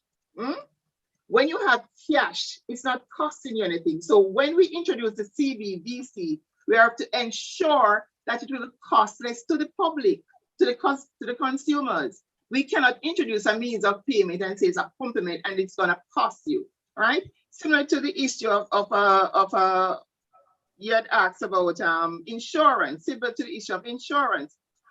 Think about it. When the money is taken from your deposit account and you have it in your physical wallet in your pocket, right? Is that covered by deposit insurance? We have to think about what the CBDC is. There are going to be many discussions. We'll be having discussion too with JD, of course, but I'm saying just think about what the CBDC is. The CBDC is equivalent to cash in a digital form, and you have it it's now in your pocket. But the fees I know the concern would be about fees. No, there'll be no cost to the public. And these are the things. So when we talk about the pilot and testing, these are all the things. These are all the use cases that between now and December of 2021, we'll be looking at and piloting. But for sure, I can tell you, it will be at no additional costs to the public. So you're saying then that if I use the digital currency at a point of sale, there will be no tax or anything that I will pay, as is the case when I use my debit card now. There's no fee, no tax associated with that. Am I understanding correctly? Okay, okay, let me put it this way. You go to what we envision is that you go and you want to take from your digital wallet. So you will swipe digital wallet. And there, of course, just like when you go and use I don't want to call it a bank, but you use a ABM machine, there is a cost associated with that, right? A fee, right? There's a cost with that. So if that's what you're talking about, in terms of when you go and swipe, and the merchant, if there's a merchant fee with that is concerned, well, there would be that, because if you're going to swipe, just think about what happened with your physical cash. With your physical cash, if you use it, what you won't be paying for. If you have, there's the part of it that you're going to remember, you're going to put on when you put on the app on your phone. Recall now, this has to pass through the two telecom, which is your Flow, your Digicel. One of the things for sure, and I know somebody may ask that, there's going to be a cost to the telecom. No, that cost is going to be the Bank of Jamaica cost. So when using your Flow, your digital app to access your account or to make payment, that won't come. That transaction that you're doing will not come at a cost to the public. That will be a cost worked out between the Bank of Jamaica and the telecom. And right now the discussion is for the Bank of Jamaica to pick up that cost. Okay, thank you. All right, Nadia Gorton, you have your hand up. You may go ahead and unmute and ask your question.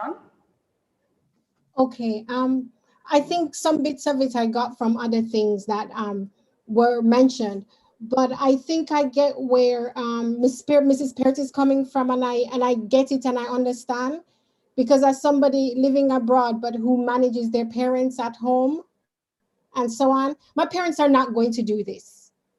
My parents are not going to do this. Nobody in the little village that they live, the little town, they're not going to. It seems, or it comes across quite complicated, and just that trust of how I pay my landlord, how I pay the man that I owe $50 and so on. So like the idea of sending your benefits there and not knowing how you're then going to distribute that money gets a little complicated. And I see we spoke a lot about hype, or hype was mentioned a lot.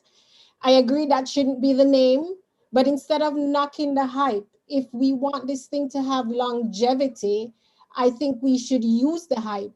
Why not pitch it to younger kids, younger people who are into technology, who are used to Apple Pay and that kind of thing, and then let them get their parents and grandparents on, because they will have to then manage their parents and grandparents at some point, instead of trying to get these older people onto technology, and a lot of them don't have the fancy phone or anything.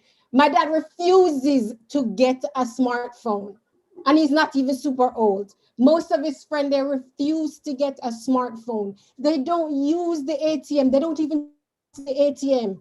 They go into the bank and argue with the lady at the teller because the lady sent them outside. They're not going to use these things. I say use the hype, get the young people on, and then as they grow and progress and start to manage the older people, or start to manage their parents and their parents' money, then they will get the unbanked from the older kind of group on.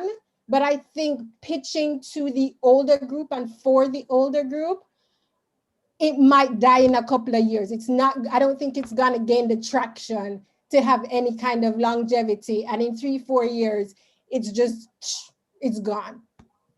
Just from my understanding of the conversation and living in a time where I personally just use my phone and card for everything. And a lot of people actually don't go to the Cambio or don't want to go to the Cambio or the bank for money. You just do a bank transfer or you use a card. You might go collect money from a Western Union, but you don't necessarily buy US from a Cambio as much anymore, I think. So I think we might want to look at that statistics and just how and who we're pitching it to. Just my humble opinion. All right, thank you so much for that, Nadia. Clinton Pickering in the chat is asking if credit unions will be on board with the BOJ, because I know that for some people, they don't have bank accounts, but they actually use the credit union. Okay, just to say a matter of fact, credit unions, yes, because in our pilot, because I indicated that we'll be piloting a number of entities, and if a credit union is in our sandbox, because right now we have a sandbox where a number of entities are piloting different innovations. We have invited those entities, which include credit unions, to be as part of the pilot for the CBDC, because we're taking the consideration that a number of persons really bank with their credit unions. Okay, thank you. All right, Natalie Haynes had her hand up for a little while. Oh, okay. Go right ahead. Good afternoon, all. I should declare who I am. Yes. Yes. And, you may have seen a lot of articles under my name and radio interviews on this same subject matter. So I just want to provide a little clarification and, of course, to kind of sort out some of the issues that Allison raised and other persons raised. First of all, Allison, we were on a gray list, not a black list, for the record. Gray list for FATF, not a black list. Secondly, imagine if you say banks see people as risk and therefore not opening CBDC accounts. Can you imagine that FATF gray list will turn to black if I take those people into BOJ? All right. So I don't want to have any financial disintermediation. So that's why we continue to go through the financial intermediaries. Just like how now BOJ issues physical cash to banks, and then that physical cash goes through the system from the banks, it should be the same thing for the digital currency. What we have added is the payment service provider, as Novlet has mentioned. So that kind of widens the scope and try to target the unbanked in terms of our FI, financial inclusion strategy. So I want to make that clear. There is no contemplation of persons coming directly to BOJ for an account. That's going to raise a whole series of AML issues. All right. Secondly, the technology. Hold on, 1 point. I can clarify something with that. Yeah.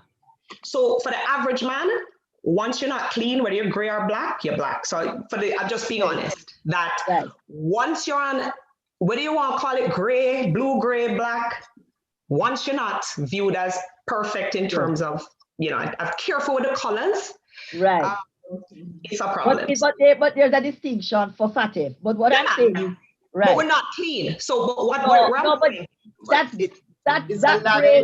that gray was in February 2020. Since then, but we have been, in terms of our mutual evaluation review, we have actually had more compliant with certain aspects since then. Excellent. No, where I was going with that is, yes, the banks are nervous in certain regards, but because they're private entities, even when you provide certain information, you're interfacing with a customer service. Right. So what I'm saying is, in terms of, which is why I raise the issue, as a chartered accountant, you don't need an audit if you're a small entity, but the banks require an audit. So why you hear me asking is certain things that a government entity would be willing to do more legwork, a bank, because of that, wouldn't. That's why I'm raising that. Right. Because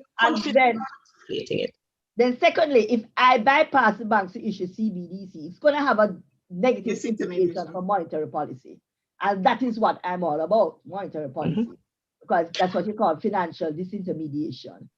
Right, however, but when you look at the Economist did an article on it, and that is how you get some of the unbanked in, and it's that kind of thinking that gets the banks to innovate. So we don't want our banks to leave, but I'm saying we need to push the envelope a little, because I hear you. Exactly. But remember, late last year when they had the amendments to POCA, that's the Proceeds of Crime Act, it really put the pressure on the bank for that graded KYC. So if the little farmer that you speak of, they have been doing it, a CBDC account, what you mentioned of that song and dance and the hoops that you had to jump through account, that will not be present for a CBDC account, and we are working with the banks and pushing that graded KYC.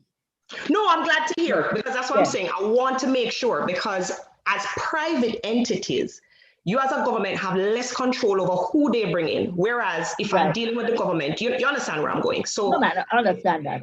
All right. Although technology, now you speak about apps and smartphones. I am advised by my technical people that you can actually, CBDC can go across in SMS messages. Okay. So the little banger phones that people have. Fridge. What do you call them, banger? Fridge. It can be used. The other thing I want to speak, I don't want us to conflate the issue of foreign exchange access with a digital currency. It's two different concepts.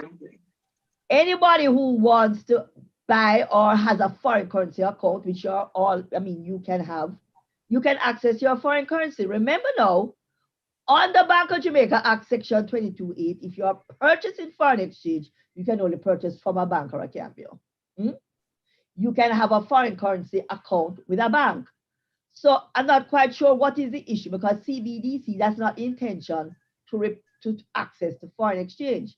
That will not change. How you access your foreign exchange will not change. Whether you have it in an account. I'm pushing you, because what I'm saying is, with our thinking. If Yes. we keep doing the same things, we're going to get the Right. same. But remember now, No, but remember these now, are Alice, we are domestic- constrained by the It's a legislation domestic. in terms of people who can trade foreign exchange, right? No, but you can change that. You're the government. No. But No. remember No, now, no, no. you are the same ones going to tell me why the rate reached 150 today, right? You are the But you same ones understand that why are going to I'm come to pushing me. it. So I have a responsibility to manage this- an FX market, right? But remember, laws can change because if we No, but get the we know. We know, CBDC but- is domestic. Right. So I don't want to conflate those issues. It's with the No, two man, CBDC. agreed. different things. Right. Domestic. Right. And no, but then you now- understand, one sec, guys, you understand why I'm pushing it. So we're starting domestic, but Right. But remember, the Jamaica dollar is not an internationally traded currency like the Bahama dollars. but So why that we is- can't be there? We don't have Well, nothing we don't that have. is- that is why we need to export and earn more Agreed. and stop having the country as a net user of foreign exchange. Agreed. That's a whole different arena, right? That's where we're going. All right. So I agree with you. For somebody like, let me use me as an example, who I'm fully banked. I have credit card, I have debit card, I have online, I have everything. CBDC may not appeal to me. What we are trying, as you say, is to get for financial inclusion the unbanked, right? Get them into the formal system where they're not walking with the rolls of cash in their pocket, which is unsafe. So how are we gonna do that? Of course, obviously, through the education and the communication campaign. And I agree with Nadia, who said, start with the young techies and maybe they can influence their parents and grandparents. I agree with that totally. But that's why we say use these payment service providers. Now, these payment service providers are institutions who are already under a regulatory framework, whether it be the Bank of Jamaica Act, right? To come into our fintech regulatory sandbox to test other products. If you are in the bank sandbox, then we are going to allow you to distribute the CBDC, right? So that is a big step because right now, cash is not issued to those entities from BOJ. So that's a big step in trying to get to the smaller man who may feel more comfortable in going to such an entity as a payment service provider, right?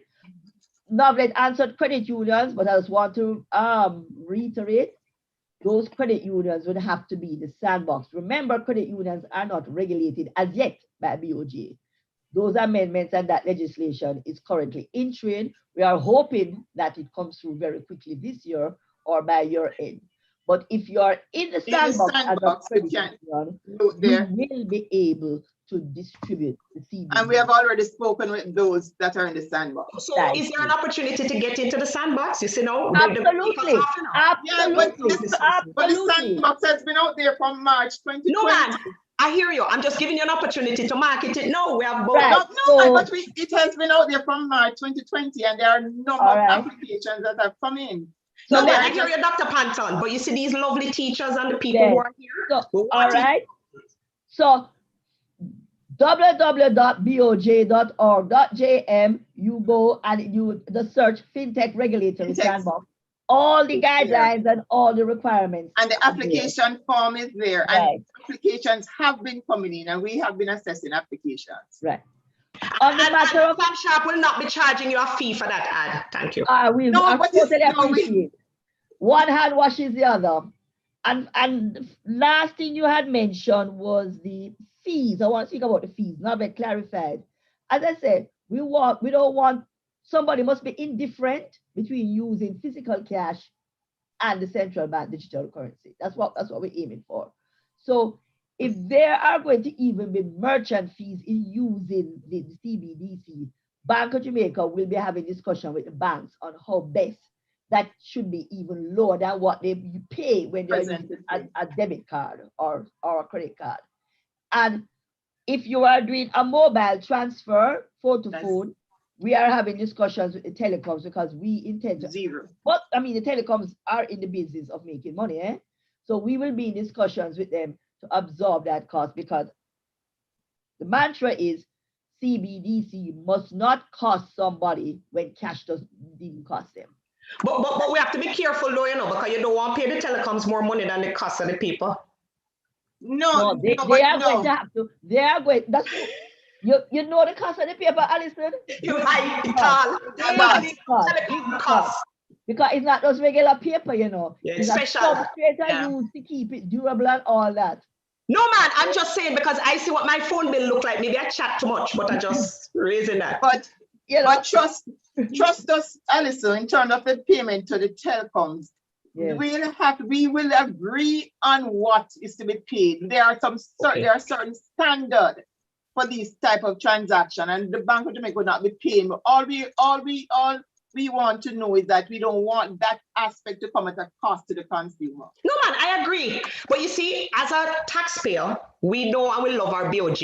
I just want to make sure the telecom's not turning No, around. man, And no, absolutely not. And they would even try. So they Good. would even speak on Good. their behalf. They Good. wouldn't even try. Because we have been having from the get-go discussions with both Flow and Digicel. excellent. Yeah, we are much on board with that. Yeah. And I see some questions in the chat. Maybe Novlet, we could answer them. Yeah. Yes, something- okay. So there is no limit. All right. What's All right. the On the question? POCO, What's the on the settlement? POCO, there is a cash transaction limit Of as you a use, million. right? Of equivalent of $1 million Jamaican dollar. $1 million Jamaican dollars. Right? The CBDC, we have confirmed with the authorities, the Ministry for POCO, that for CBDC, Bank of Jamaica won't have any limit. However, remember, banks do risk-based assessment. So if you as a customer, the bank is going to say, all I want from you, Alison, is your name, your address. But guess what? If you only give me that low KYC, I'm going to have to impose a limit on your CBDC account. That is And the that's where the bank's prerogative in doing To do their that. risk-based assessment. To be of honest, individuals. they know everything about me and they still put a limit on me, so I don't say a thing. Poor you. I don't know, they have it out for you, Alison, but yes. Right.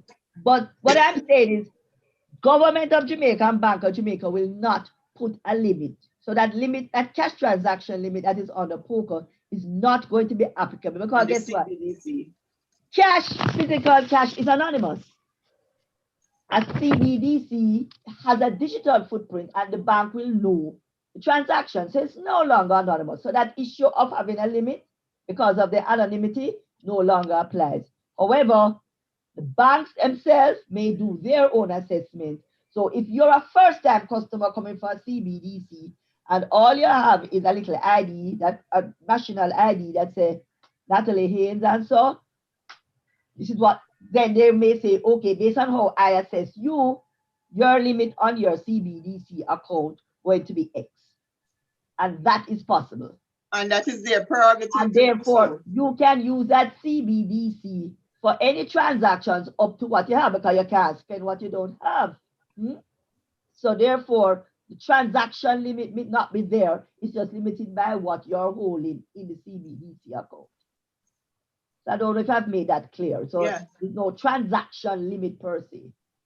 It's going to limit it by what you hold in the account, and that's going What to you be hold in the set by account. And again, how the as I bank said, assesses you. CBDC is a transaction. I don't foresee person holding millions upon want to hold in their CBDC account, because the fact that you can convert from your deposit fiat account to your any amount anytime to your CBDC account and back and vice versa, you won't have a need because the CBDC account won't be attracting an interest. So logically, you won't have a need to be holding a lot of digital dollars because you really want it for transaction. You want to be able to use it for your barber, for your supermarket, for different things that you do in everyday life.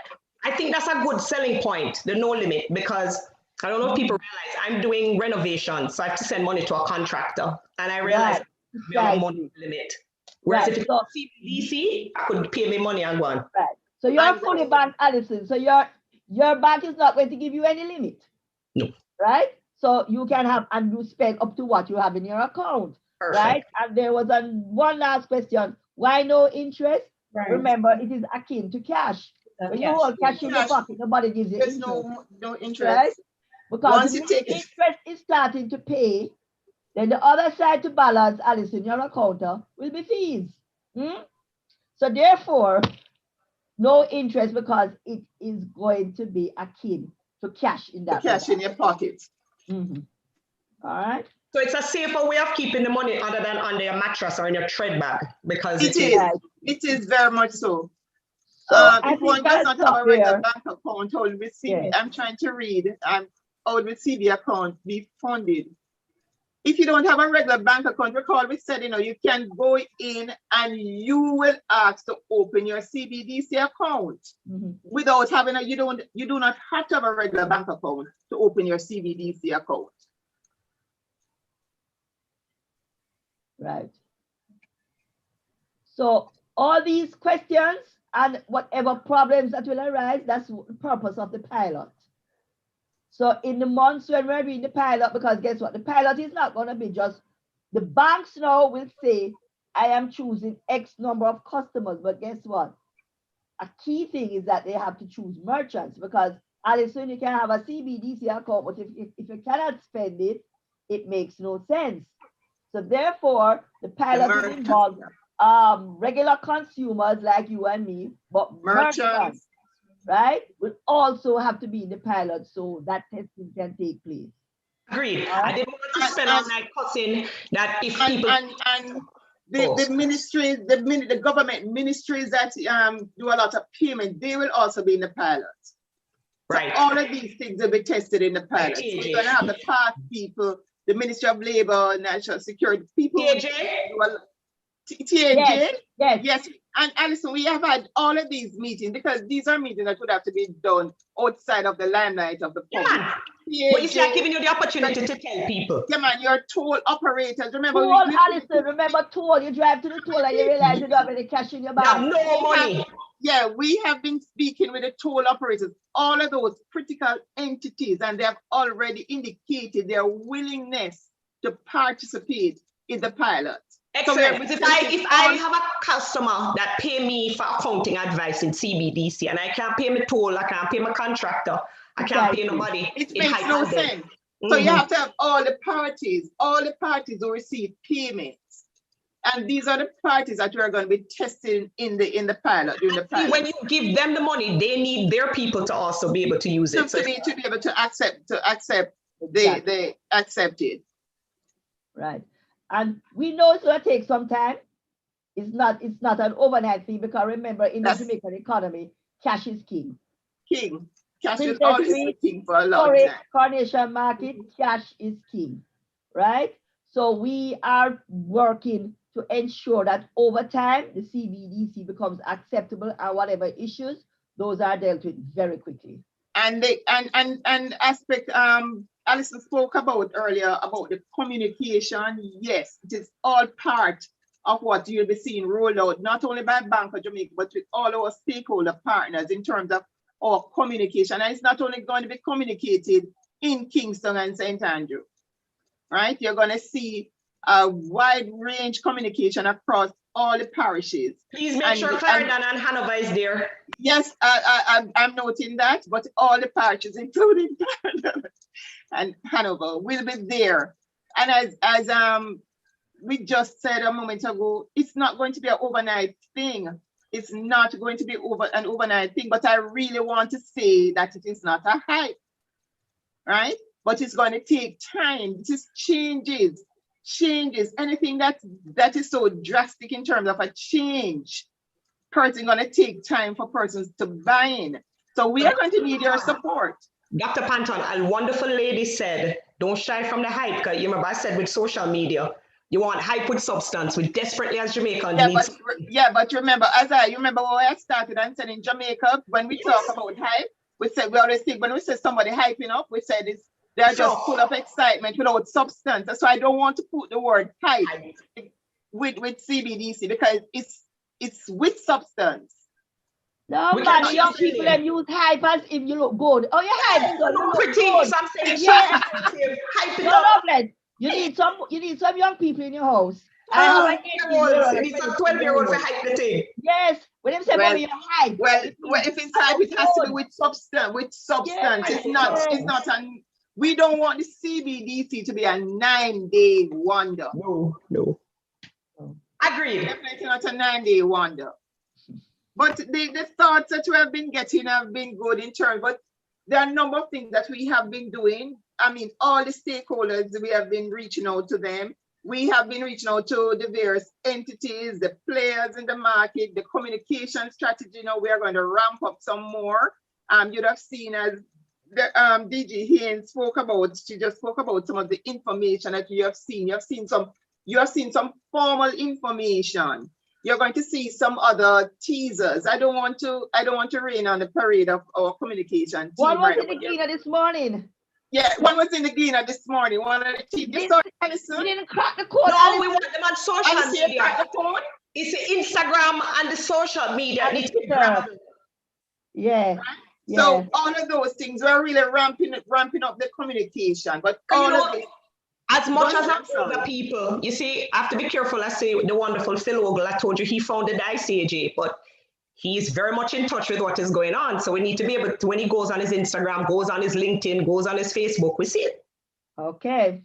All right, thank you so much, ladies. A very spirited discussion about the up and coming digital currencies, CBDC, which will be named in a little while. We thank you so much for enlightening us, and we look forward to participating in the pilot, which is to come on stream next month, right? The BOJ will need the support of all of us to make this thing a reality and a success. But we're going to wrap up this section at this time. And in the interest of time, because some of us still have to get home before the curfew, and the CBDC is not here as yet for me to pay my fine if I am charged. So I am going to invite. Is the court on for people to pay their traffic fees?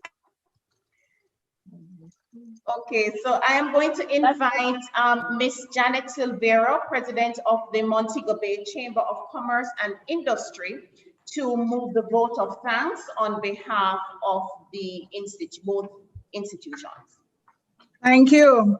Wow. I thought we weren't going to go home this evening. I want to recognize Mr. Norman Reed, Chairman of the school board, yourself, Mrs. Teresa Reed. You have done a fantastic job. Reining in Alison, which is not usually possible. Dr. Navlet Panjan, Alison Peart, who is a good friend of mine. And I'm going to recognize Natalie Haynes as well, who, although was not on the program, became a big part of the program. And Dr. Lorna Gow Morrison. What a spirited conversation.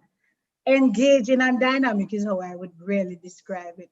In fact, I thought that CBDC was cannabis oil or something like that the first time I heard it. So talk about a hype. I am hyped and I'm ready to engage, ready to embrace CBDC, to be honest with you. I feel, you know what I'm upset about? The fact that more Montegonians didn't get an opportunity to be a part of this. And I really want to congratulate Sam Sharp Teachers College, because it's a tertiary institutions like these who must ensure that these are the conversations that we're going to have. Whether the conversations become uncomfortable or not is neither here nor there, but it is important that we get people to talk about these things. And this was far more than a talk. We learned so much about CBDC this evening. I'm excited about it. I cannot wait for it to come.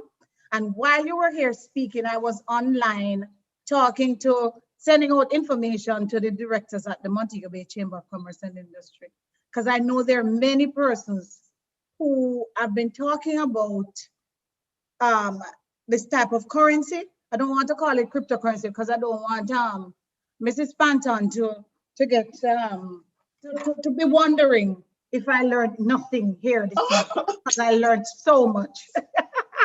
I tell you. And Mrs. Panton, during your speech as well, emails were coming in from persons telling me that I could be earning money from cryptocurrency. And I'm saying, look at that. I'm here listening in on this, learning so much about what I really need to be working with. And there I am getting emails about crypto. So for me, this was not a banger, which is, Allison, by the way, is a smaller phone that you can drop. And if you drop it, it may usually mash up. This was a fridge, and the fridge, Allison, by the way, is a big and old phone. That is what the fridge is, all right? So I must tell you that this has been really stimulating. It was well needed. And I'm hoping that we can do a part 2 and that the chamber will be far more involved in the part 2. I feel that a wider cross section of the city of Montego Bay need to get involved in this conversation so that we can all understand what it is all about and not go off thinking that it is cannabis oil. Thank you so much for having me. I really appreciate it. Okay, thank you, Ms. Silvera. I just want to point out that you may go back or share the YouTube link for the program because it was streamed live on YouTube as well. So again, we thank you so much. We know that your time is very valuable. And so we thank you for sharing it with us this afternoon into evening. Just want to point out too that applications for Sam Sharp Teachers College are still being accepted to all our programs.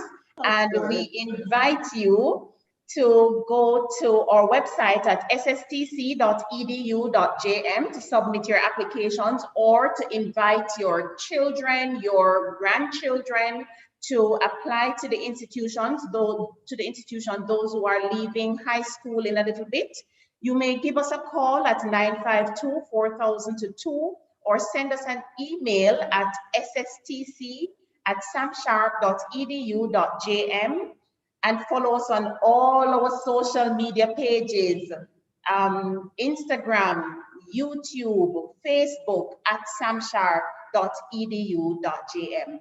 And we will close this evening with a musical item from one of our early childhood education students, Renee Lumonas. She is a second-year early childhood student at the Sam Sharp Teachers College, and we close the program with an item from her. I'm trying to hold my breath, let it stay this way, can't let this moment end. You set off a dream in me, getting louder now. Can't you hear it echoing? Take my hand, will you share this with me? 'Cause darling, without you, all the shine of 1,000 spotlights, all the stars we steal from the night sky will never be enough, never be enough.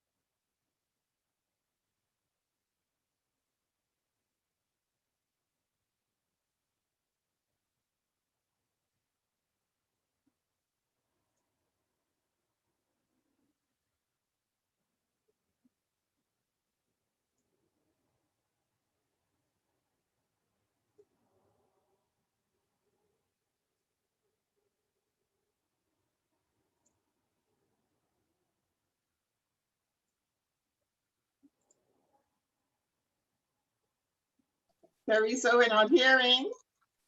You're summing up now? Can't let this moment end. You set off a dream in me, getting louder now. Can't you hear it echoing? Take my hand, will you share this with me? 'Cause darling, without you,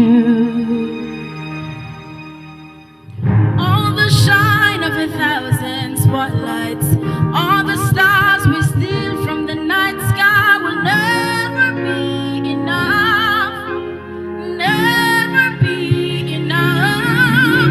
Don't us still too little.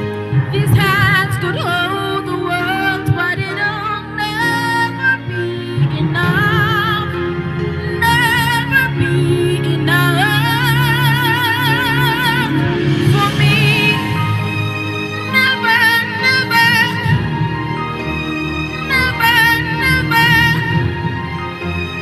never for me, for me. Never enough, never, never, never enough, never, never, never enough, never for me, for me, for me. All the shine of 1,000 spotlights, all the stars we steal from the night sky will never be enough, never be enough. Towers of gold are still too little. These hands can hold the world, never be enough, never be enough for me. Never enough, never enough, never enough for me, for me. Never enough, never, never, never enough, never, never, never enough, never for me, for me, for me.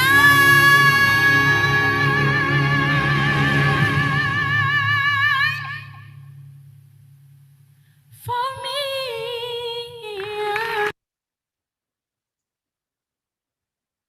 Such talent we have here at Samshar Teachers College.